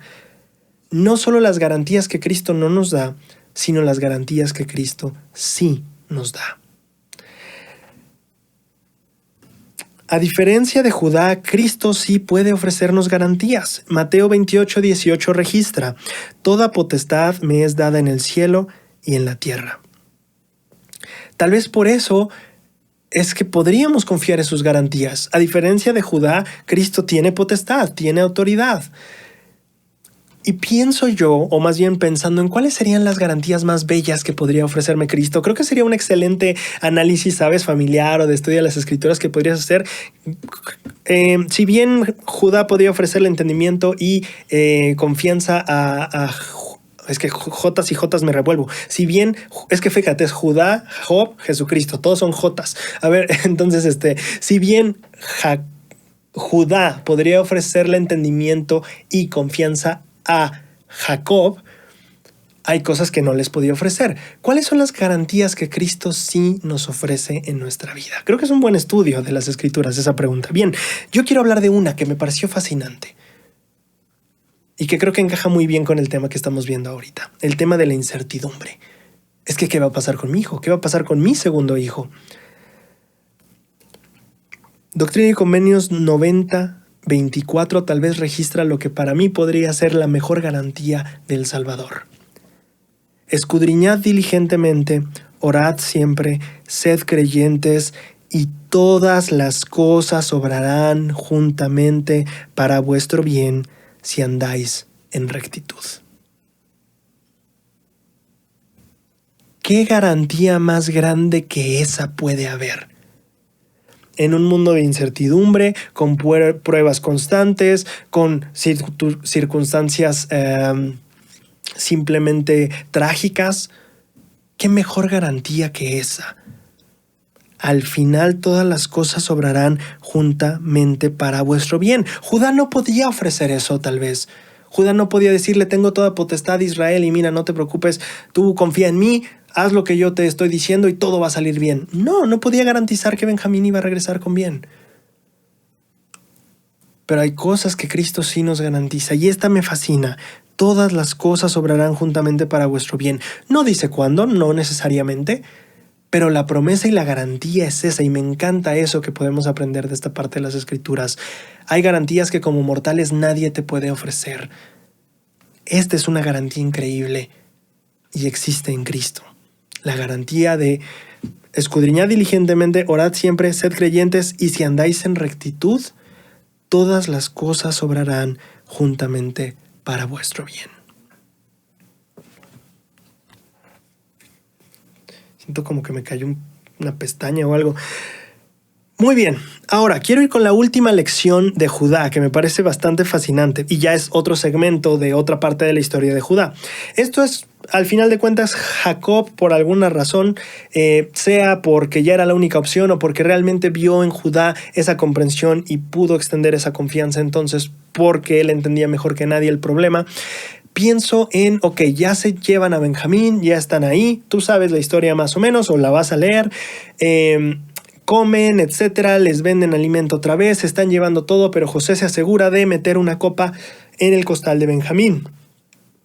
Cuando llegan a verlos en examinar los costales, los hermanos dicen en Génesis 44:9, aquel de tus siervos, en quien sea hallada la copa, que muera. Y yo tengo que admitir que aquí me reí un poquito porque dije, híjole, hijos de Jacob tenían que ser, ¿verdad? Hijos de Jacob tenían que ser, y al que le tocaba la copa, hijo de Raquel tenía que ser, ¿verdad?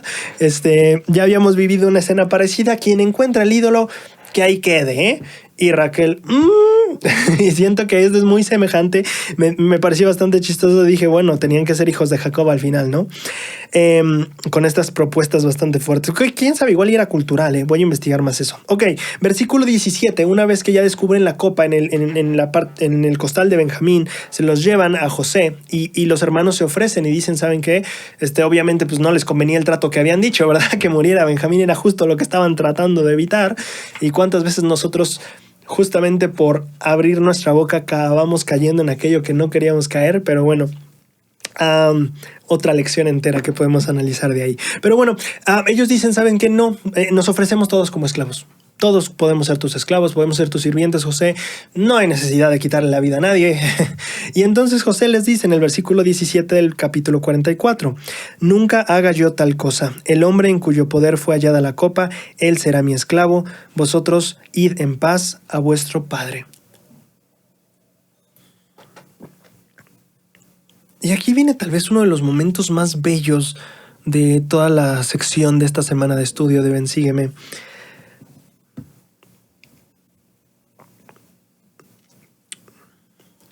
Judá se ofrece en lugar de Benjamín, diciendo, como tu siervo quedó como fiador del joven ante mi padre, diciendo, si no te lo traigo de vuelta, entonces yo seré culpable ante mi padre todos los días. Te ruego, José, por tanto, que quede ahora tu siervo, es decir, yo Judá, en lugar del joven por esclavo, para ti, y que el joven vaya con sus hermanos, porque ¿cómo volveré a mi padre sin el joven? No podré por no ver el mal sobrevenir, que sobrevendrá sobre mi padre.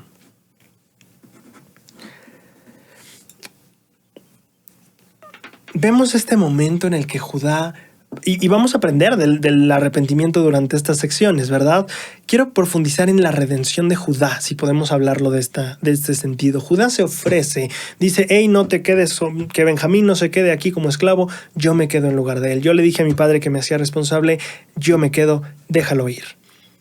Y es un momento que ni José se aguanta, ¿no? Ahí es el momento donde ya le revela la verdad. Y quiero analizar el por qué sería un momento tan especial, tan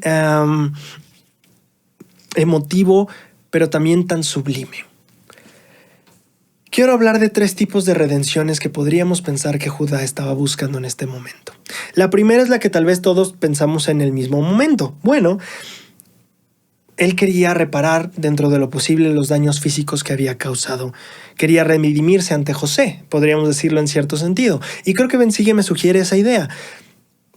Judá había sido el que había propuesto vender a José en primer lugar y ahora estaba propuesto a entregarse como esclavo.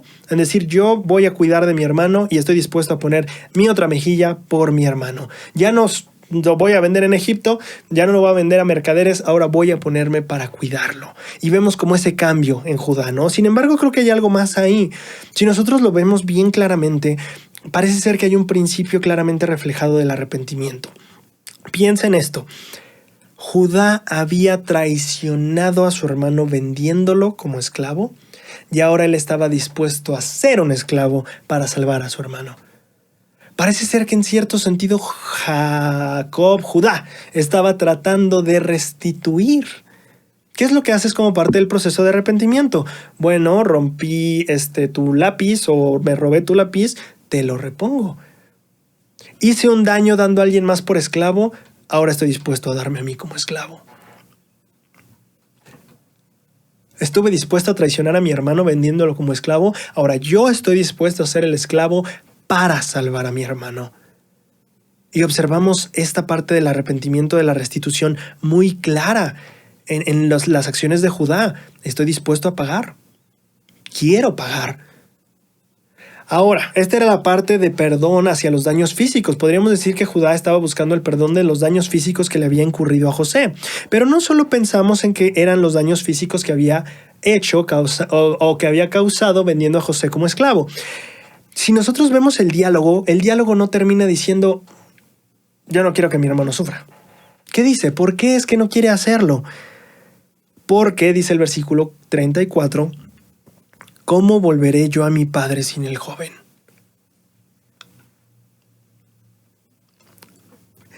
Ya una vez volví sin el joven.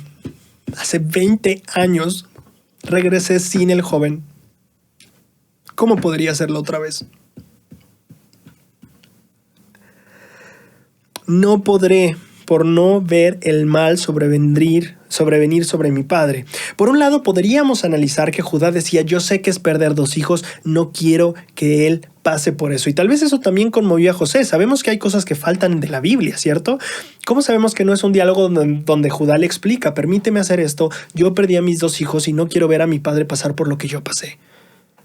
Tal vez fue parte de lo que conmovió a José, pero en este otro ángulo, buscando la redención, no solo evitar el dolor de su padre, sino entenderlo dentro de un contexto del arrepentimiento.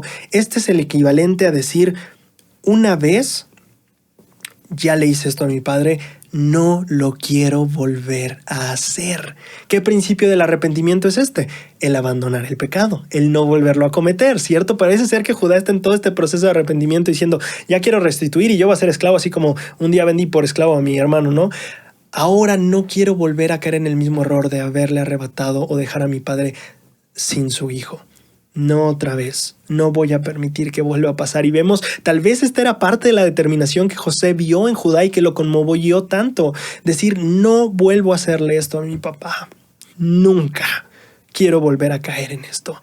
Y podemos relacionarlo mucho con el arrepentimiento. ¿En qué momento hemos pasado por ese instante en el que decimos, nunca, otra vez, no, nunca. No lo vuelvo a hacer. No me importa si tengo que quedarme aquí como esclavo toda mi vida. No vuelvo a hacer lo que hice.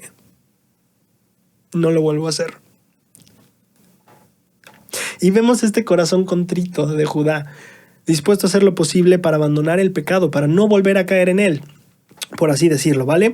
Y ahora, vemos si lo podemos como en una escala de cómo va progresando Judá.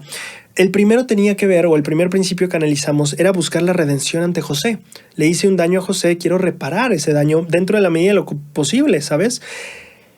Y en este sentido estaba buscando tal vez el perdón o la reparación de los daños físicos causados. En este segundo punto, cuando hablaba del papá, tal vez Judá también se había dado cuenta que arrepentirse no es solo de lo que yo le hago físicamente a las personas, sino también del daño emocional que puedo causarles con mis palabras, con mis acciones o con la falta de palabras y con la falta de acciones. Parece ser que va como en una escalerita. Sí, arrepiéntete de las cosas que le haces a las personas, pero también arrepiéntete de las cosas que les haces sentir por lo que no haces también. Y ahora parece que vamos a un tercer pilar de arrepentimiento o de perdón. Porque ya no es solo los daños físicos que le hago a los demás, ya no es solo buscar perdón por esos daños físicos a otros, ya no es solo buscar perdón por el daño emocional o espiritual hecho a los demás, ahora busco perdonar los daños físicos, emocionales y espirituales que yo mismo me he hecho. En este caso no es buscar la redención con José, no es buscar la redención ante un padre que hice sentir mal. En este momento es la redención hacia mí mismo. Aquí estamos hablando del perdón propio. ¿Y por qué hablo del perdón propio? Bueno, ¿qué tendría Judá que perdonarse a sí mismo? Había dañado a otras personas, no a sí mismo. ¿Estamos seguros? Quiero que analicemos la vida de Judá y el contexto de este personaje para pensar, tal vez también quería perdonarse a sí mismo. Mira, si nosotros lo pensamos así, Judá había perdido a 2 hijos. Tal vez en cierto sentido, el salvar el hijo de un padre le daría el alivio que él sentía por tal vez no sentir que pudo salvar a su propio hijo.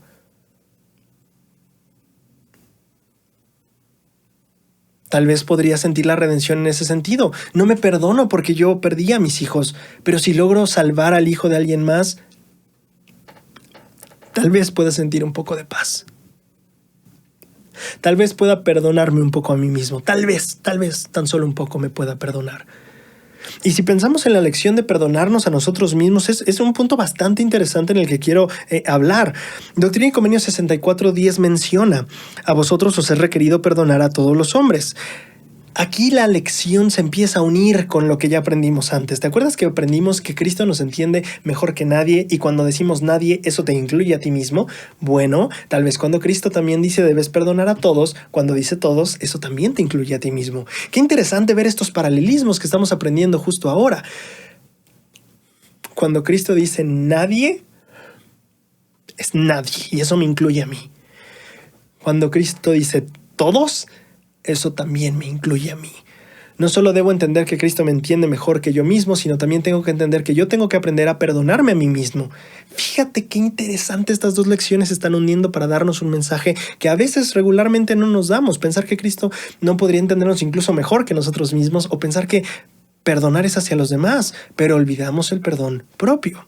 Y este es un punto muy interesante. Creo yo que tal vez el perdón... A ver, muchas veces he escuchado a personas que dicen es que yo ya me he arrepentido en el sentido de que he confesado, he abandonado, he restituido, he hecho los cambios, etcétera, participo a través de la Santa Cena, etcétera, pero no logro sentirme perdonado.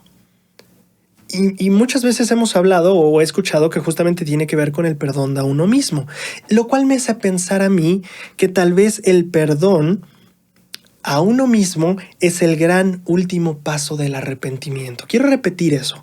Tal vez el perdonarnos a nosotros mismos es el gran último paso del arrepentimiento. ¿Cuántas veces he escuchado a un líder enseñar, si Dios ya te perdonó y no lo recuerda más, ¿por qué tú sí sigues martirizándote con eso? Tal vez justo por eso, porque la paz que viene del arrepentimiento no va a sentirse plenamente hasta que aprendas este último gran paso del arrepentimiento que tiene que ver con aprender a perdonarte a ti mismo. Y fíjate qué interesante, porque esto también se puede ligar a algo que ya aprendimos antes. Ya aprendimos que ver la mano de Dios solo en nuestra vida sería incompleto, sería una percepción incompleta, sin darnos cuenta que también su mano opera en nuestra muerte y en la muerte de los seres que amamos. Y entonces, tal vez, así como el pensar que la mano de Dios solo se observa en la vida, es una visión incompleta. Tal vez también el pensar que el perdón y el arrepentimiento, perdonando a los demás, es una visión incompleta sin el perdón hacia mí mismo. ¿Tiene sentido? Ver la mano de Dios solo en la vida y no en la muerte sería una visión incompleta. Tal vez es lo mismo perdonar a otros y no perdonarte a ti. Tal vez justamente es no acabar de entender el principio del perdón y del arrepentimiento para que uno pueda sanar plenamente. Pensando un poquito en Judá, quiero hablar de qué se tenía que arrepentir de sí mismo Judá. La historia dice que sus 2 hijos estaban alejados de Jehová o que finalmente llevaron vidas contrarias a la voluntad de Jehová. No se menciona si Judá los instruyó, no se menciona, o sí se menciona. Ahora dudé justo ahora de mí mismo. Según yo no se menciona. Pero independientemente de si se mencionara o no, tal vez Judá tenía este remordimiento de pude haberlos educado mejor. Pude haberles enseñado mejor. Tal vez no estuve ahí como debía haber estado. Tal vez Judá pensaba que fallaba como padre y no lograba perdonarse eso. Tal vez por eso buscaba esa redención salvando al hijo de alguien más. Pero si analizamos a Judá, no era de lo único que tal vez tenía que perdonarse a sí mismo. Si lo pensamos vendiendo a José, ¿cómo sabemos si él se había perdonado por ello? Yo creo que no. Y si lo piensas de esa manera, Judá había fallado como hijo. Judá había fallado como hermano.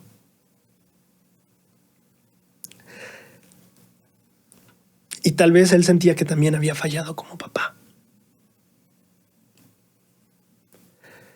Y si nos ponemos a revisar su historia otra vez y vemos ese caso de la ramera, tal vez también como esposo, ¿sabes? Y en ese momento de profunda ansiedad y tal vez miseria, ¿qué respondes cuando alguien te dice le he fallado a mi papá, le he fallado a mis padres, a mis hermanos, a mis hijos y a mi esposa, le he fallado a todos? Si alguien tenía lágrimas que derramar, ese debió de haber sido Judá. Sin embargo, así como aprendemos en las Escrituras que los hombres solo vemos lo que vemos delante de nuestros ojos, pero Jehová mira el corazón, pienso que tal vez este no era el primer momento en el que Judá se encontraba con lágrimas o con una situación dolorosa saliendo a flor de piel. Tal vez no era la primera vez que buscaba el arrepentimiento y el perdón. Tal vez era la punta del iceberg del arrepentimiento de Judá. Tal vez no vimos todas las noches de llanto, tal vez todas las oraciones de arrepentimiento, tal vez lo que sea que haya sido, ¿sabes? Tal vez su proceso ya llevaba mucho tiempo gestándose.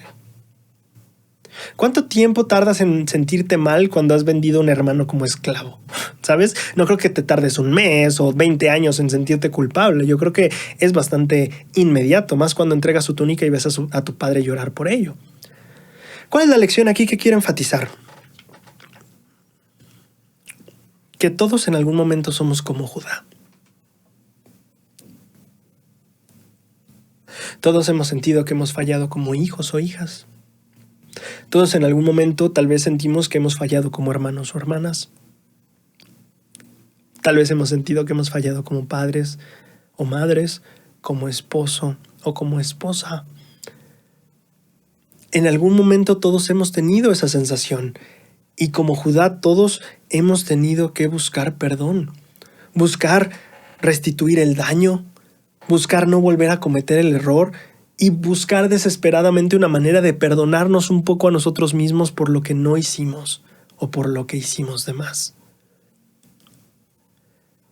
Y cada uno de nosotros, así como Judá está viniendo a José, nosotros venimos a Cristo, diciendo, fallé. Y quiero repararlo, cueste lo que cueste. Y no quiero volverlo a hacer, cueste lo que cueste. Y me gustaría perdonarme un poco a mí mismo, cueste lo que cueste. ¿Puedes darme un poco de ese alivio?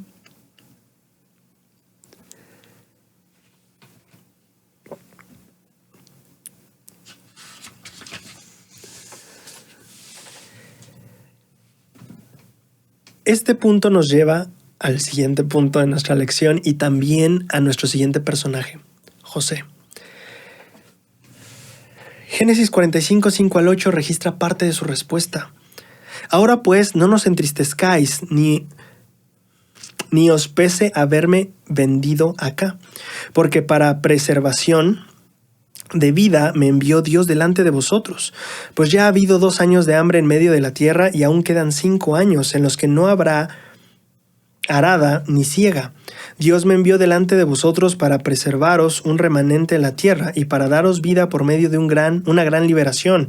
Así pues, no me enviasteis vosotros acá, sino Dios, que me ha puesto por padre de Faraón y por señor de toda su casa y por gobernador en toda la tierra de Egipto. Daos prisa.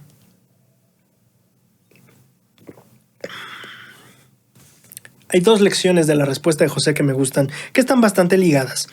La primera tiene que ver con algo que ya Ben Sigue me lo ha tocado hace unos días en el manual, hablando justamente de confiar en lo que Dios prepara para nosotros, en confiar que al final todo llega a ser cierto sentido. Quiero hablar un poquito acerca de cómo esos puntos o esas conexiones en nuestra vida no pueden verse hacia adelante sino una vez que hemos terminado, una vez que estamos en la línea final. Hace un par de años, mientras yo me cuestionaba mis caminos en la vida, todavía lo hago, pero me cuestionaba bastante si podría construir algo con varias de las cosas, incluyendo este proyecto que estaba empezando, y me sirvió mucho un discurso que escuché en ese tiempo, hace ya tal vez 4 años. Este es un discurso dado por Steve Jobs. Es un discurso que dio en 2005 en la Universidad de Stanford como un discurso de inicio de curso. Y creo que parece muy adecuado con lo que estamos aprendiendo aquí de José. Él está hablando acerca, un poquito de contexto de la historia, por si no conoces un poquito la historia de Steve Jobs, cofundador de Apple, la marca de computadoras, tablets, iPhones, etc. También relojes. Resulta que en algún punto él empieza a tener bastantes conflictos con la mesa directiva de la compañía y con el director de la compañía.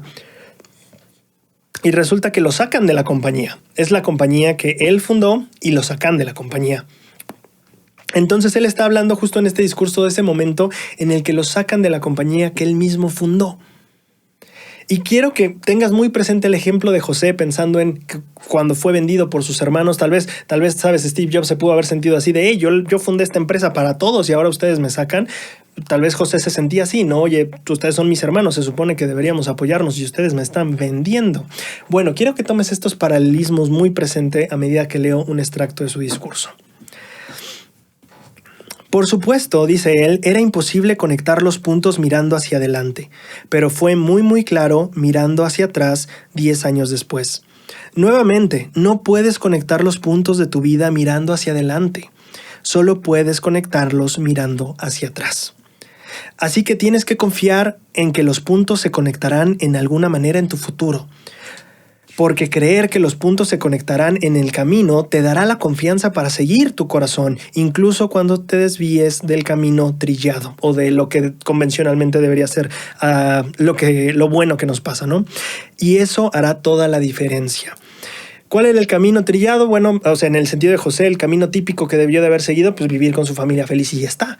¿Qué pasa cuando te apartas de ese camino trillado como José y la vida te juega muy diferente? Bueno, dice Steve Jobs, tienes que confiar en que los puntos y las cosas que están pasando en tu vida, estos puntos de tu vida, vas a encontrar la conexión. No la puedes encontrar viendo hacia enfrente, solo hacia atrás, pero debes de tener una certeza clara de que esos puntos en algún momento se juntarán.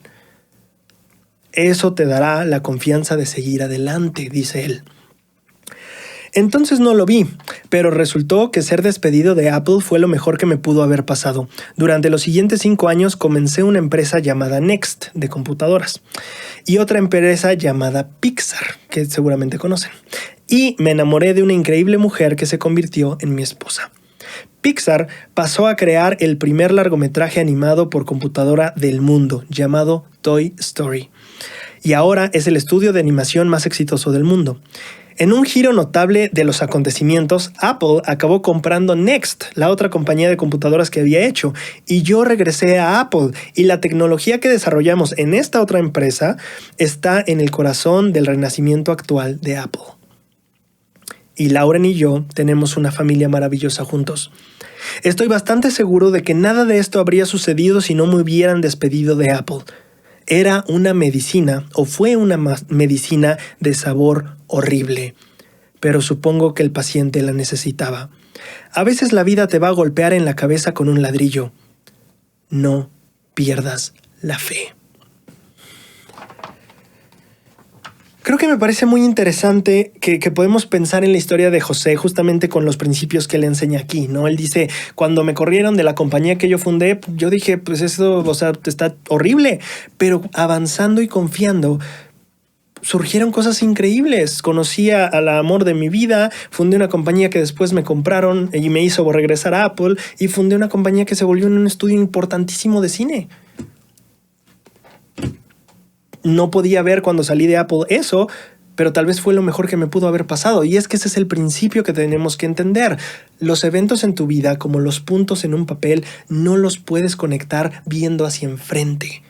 No van a tener sentido. ¿Por qué rayos me despiden de la compañía que yo fundé? No van a tener sentido. ¿Por qué rayos me vendieron en Egipto mis hermanos? No va a tener sentido si tratas de ver hacia enfrente. Los puntos, enseña Steve Jobs, solo se pueden conectar viendo hacia atrás, por lo cual la vida es un ejercicio de fe.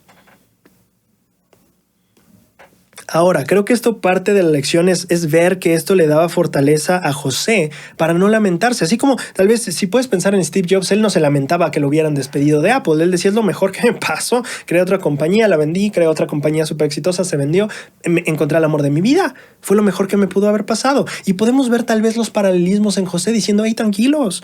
No, ningún rencor de que yo fui vendido por ustedes en Egipto. O sea, aquí estoy. Si volteamos hacia atrás y unimos los puntos, tiene sentido. No estaríamos vivos.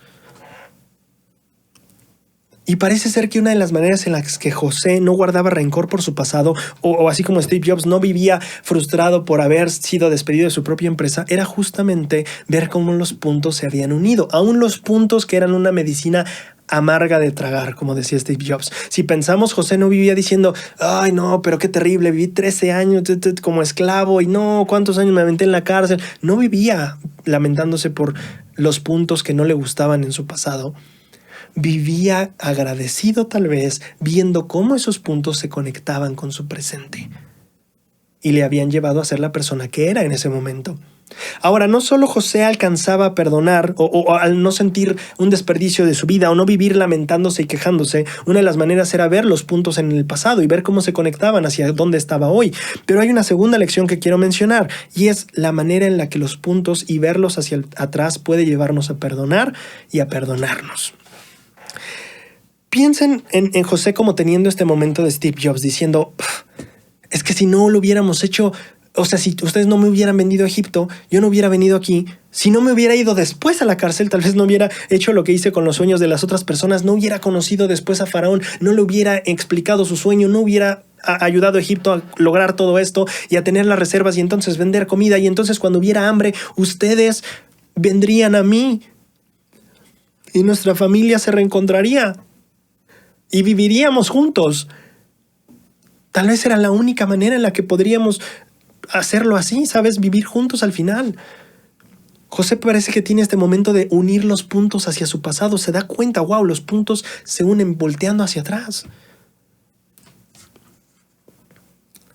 Doctrina y Convenios 90:24, la repito, la escritura que acabamos de leer hace rato. Escudriñad diligentemente, orad siempre, sed creyentes y todas las cosas obrarán juntamente para vuestro bien si andáis en rectitud. Todas las cosas obrarán juntamente para vuestro bien. Ya aprendimos que cuando Cristo dice nadie, eso es nadie y eso te incluye a ti. Ya aprendimos que cuando Cristo dice perdona a todos, eso es todos y eso te incluye a ti. Ahora estamos aprendiendo que cuando Dios dice todo puede obrar para tu bien, todo significa todo. Y esa es la lección de José. Todo es todo. Sí, aun cuando me vendieron, aun cuando vine como esclavo, aun cuando me metieron a la cárcel. Sí, todo es todo. Todo es todo. todo en el plan de Dios. Y si nosotros tenemos esta perspectiva, nosotros podemos pensar en José teniendo como un momento parecido al que hace unas semanas estudiábamos de Eva saliendo del jardín de Edén, cuando decía, si no hubiera sido por mi transgresión, no conocería el gozo de mi Redentor. Tal vez José tenía un momento parecido, de no haber sido por su transgresión, en este caso, no estaríamos viviendo aquí. Tal vez les estaba tratando de enseñar esa lección que Eva aprendió al salir de Edén. De no haber sido por mi transgresión, no estaría con este gozo ahorita. Y José les estaba enseñando a sus hermanos, de no haber sido por su transgresión, no estaríamos aquí juntos como familia vivos. Todo en el plan de Dios significa todo. Todo puede obrar para tu bien, todo. Y entonces tenemos esta idea de darnos cuenta que podemos voltear con gratitud y decir, gracias por haberme corrido de la compañía que fundé. Hasta cierto punto, gracias por venderme. O gracias que las circunstancias se dieron así. Y como Eva, gracias por mi transgresión. No es que disfrutáramos esos momentos, no estoy diciendo que cambia la perspectiva en cuanto, ya son momentos que disfrutamos, no disfrutó ser vendido en Egipto, no se disfruta pecar y no se disfruta el que te corran de tu propia compañía. Pero volteando hacia atrás y viendo los puntos unirse, encuentras una manera de perdonar tu pasado y estar agradecido por él. Y parece ser que básicamente José le estaba dando herramientas a Judá de aprender a perdonarse a sí mismo. Esta es la manera en la que tú puedes perdonarte a ti mismo también. Entiende que los puntos tienen una función en tu vida. José le estaba enseñando a Judá cómo perdonarse a sí mismo. Eva aprendió a hacer eso saliendo del jardín de Edén, a perdonarse por sus transgresiones. De no haber sido por eso, no había desarrollado este carácter, no había experimentado la expiación como ahorita lo estoy haciendo. De no haber sido por esos puntos que no fueron gustosos, pero que se conectan volteando hacia atrás. Y creo que con esta lección podemos ver que Doctrina y Convenios 90 nos enseña tal vez la mejor garantía de Dios para nosotros y de Cristo para nosotros. Todo obrará para vuestro bien. Todo es todo. Que te corran de tu compañía, incluso que caigas en transgresión. Y tal vez José, hablando a Judá, en este momento aclaraba, sí, Judá, todo es todo. Todo es todo. Incluso aquellos actos que pensaste que estuvieron mal y que definitivamente lo estuvieron, todo eso también es un punto que después vas a poder conectar plenamente. Porque cuando Dios dice nadie es nadie, cuando Dios dice perdona a todos es perdona a todos, y cuando Dios dice que todo puede obrar para tu bien, todo es todo, Judá. Y tal vez esa era la manera en la que José le estaba enseñando a Judá a perdonarse a sí mismo. Es una buena manera de perdonarnos a nosotros mismos. Bien, llegamos al final de nuestra lección del día de hoy y voy a compartir simplemente mi versículo de poder.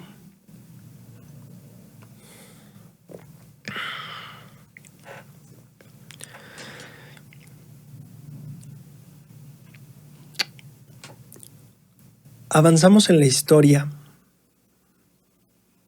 Jacob muere. Los hijos crecen, les dio sus bendiciones a cada hijo. Ya partió Israel y ahora viene el final de José en esta etapa mortal. Génesis 50:24 registra uno de los diálogos más hermosos de las Escrituras, siento yo, en este punto. Y son unas de las palabras finales de José. Y José dijo a sus hermanos, yo voy a morir. Mas Dios ciertamente os visitará y os hará subir de esta tierra a la tierra que juró a Abraham, a Isaac y a Jacob. Ahora, en primer lugar, esto no era algo que decía por primera vez José, o sea que José era el primero en decirlo. Fue lo mismo que decía Israel cuando murió, ¿cierto? Yo me voy a morir, mas Jehová os visitará y os hará subir a la tierra de promisión. Ok, podríamos decir que es un asunto de legado, de tradición, de mantener a las familias enfocadas en nuestra meta divina, celestial, y es un excelente principio que podemos analizar en una lección. Sin embargo, quiero enfocar la lección en otro principio. Principio número 1. José, dice, ya me voy Dios ciertamente os visitará. Me parece este momento en el que un líder espiritual se despide y tiene que aclarar que ahora está partiendo, pero que Jehová no estará ausente. Básicamente como diciendo, yo me voy, pero Jehová no se irá. Yo me voy, pero Dios no se va conmigo. Yo no soy como el amuleto de la fe que trae a Dios. No. Dios puede estar en tu vida. Dios te visitará en tu vida. No soy yo tu pasaporte a la fe ni a la celestialidad. No soy yo tu amuleto de fe. Tú puedes aferrarte a Jehová. Podríamos decir que ese era parte del mensaje. Yo me voy, pero no tiene por qué irse Dios de tu vida. Es esta parte del liderazgo que hemos hablado de ayudar a la gente a conectarse con Dios, lo que José nos demostró cuando habló con Faraón, que le dice, no, yo no soy el que te va a dar paz. Es de Dios dar la paz. Yo puedo ser un instrumento en sus manos plenamente, pero es de Dios la paz, no mía. Y lo mismo parece ser que es consistente, y muchos años después, ya cuando está falleciendo, José repite algo parecido. Yo me voy, pero Dios no tiene por qué irse conmigo. Porque la paz no viene de mí, viene de Dios. Y podemos ver esto como el testimonio firme de José diciendo, pues aférrate a Dios. No se trata de mí, se trata de tú y Dios. Aférrate a Él. El segundo principio, que es el que me fascinó.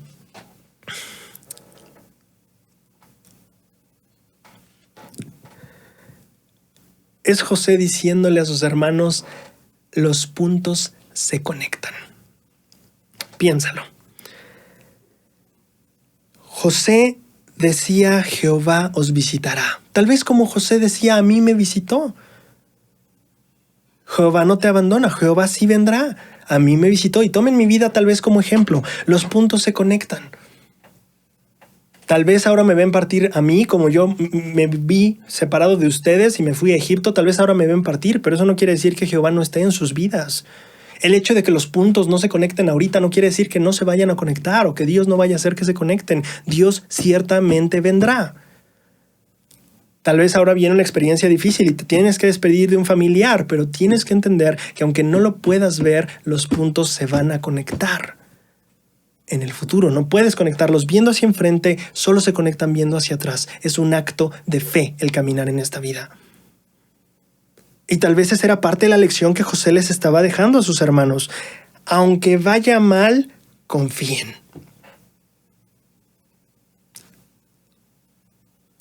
Aunque te hayan vendido o te hayas sentido traicionado por tu familia, aunque por más que te esforzaste, al final una mentira de otra persona te llevó a la cárcel. Judá, me lo imagino diciendo en lecho de muerte, Judá, aunque sientas que fallaste como padre, como hijo, como hermano y como esposo, entiende que los puntos pueden obrar para tu bien. Entiende que si vives en rectitud, Dios hará que todo obre para bien. Dios hará que esos puntos, por más amargos y por más negativos que sientas que fueron en tu vida, hará que funcionen para bien. Confíen en Dios. Yo me voy, pero Dios no tiene que irse de sus vidas. Confíen en que Él vendrá, en que Él unirá esos puntos. No sé cómo, no sé cuándo, no sé dónde. No tengo idea, pero de alguna manera, en algún lugar, en algún momento, Dios conectará esos puntos. Dios vendrá y hará que tenga sentido, conectará los puntos en tu vida. Dios vendrá y os visitará y conectará esos puntos. Siempre lo hace.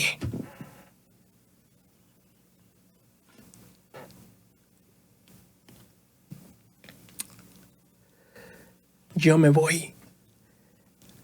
Pero Jehová ciertamente vendrá y cumplirá sus promesas. Las promesas de Dios se cumplen, los puntos se unen. Piensa eso, ahí estaba diciendo él, subirán a la tierra, irán de esta tierra, irán a la tierra prometida.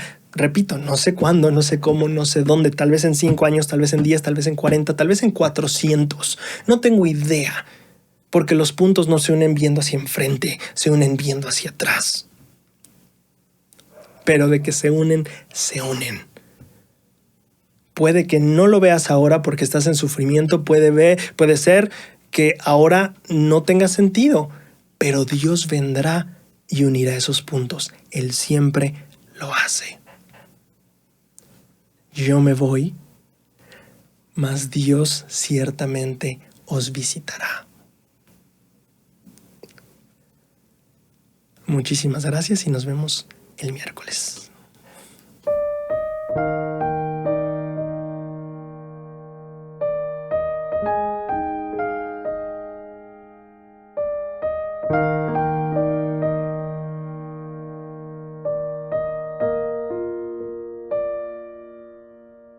Cuando Eva dice aquí,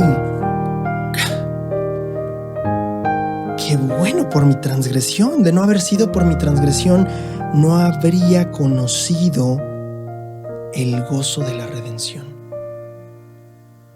Porque si no hay que limpiar ni que perfeccionar, ¿para qué la expiación?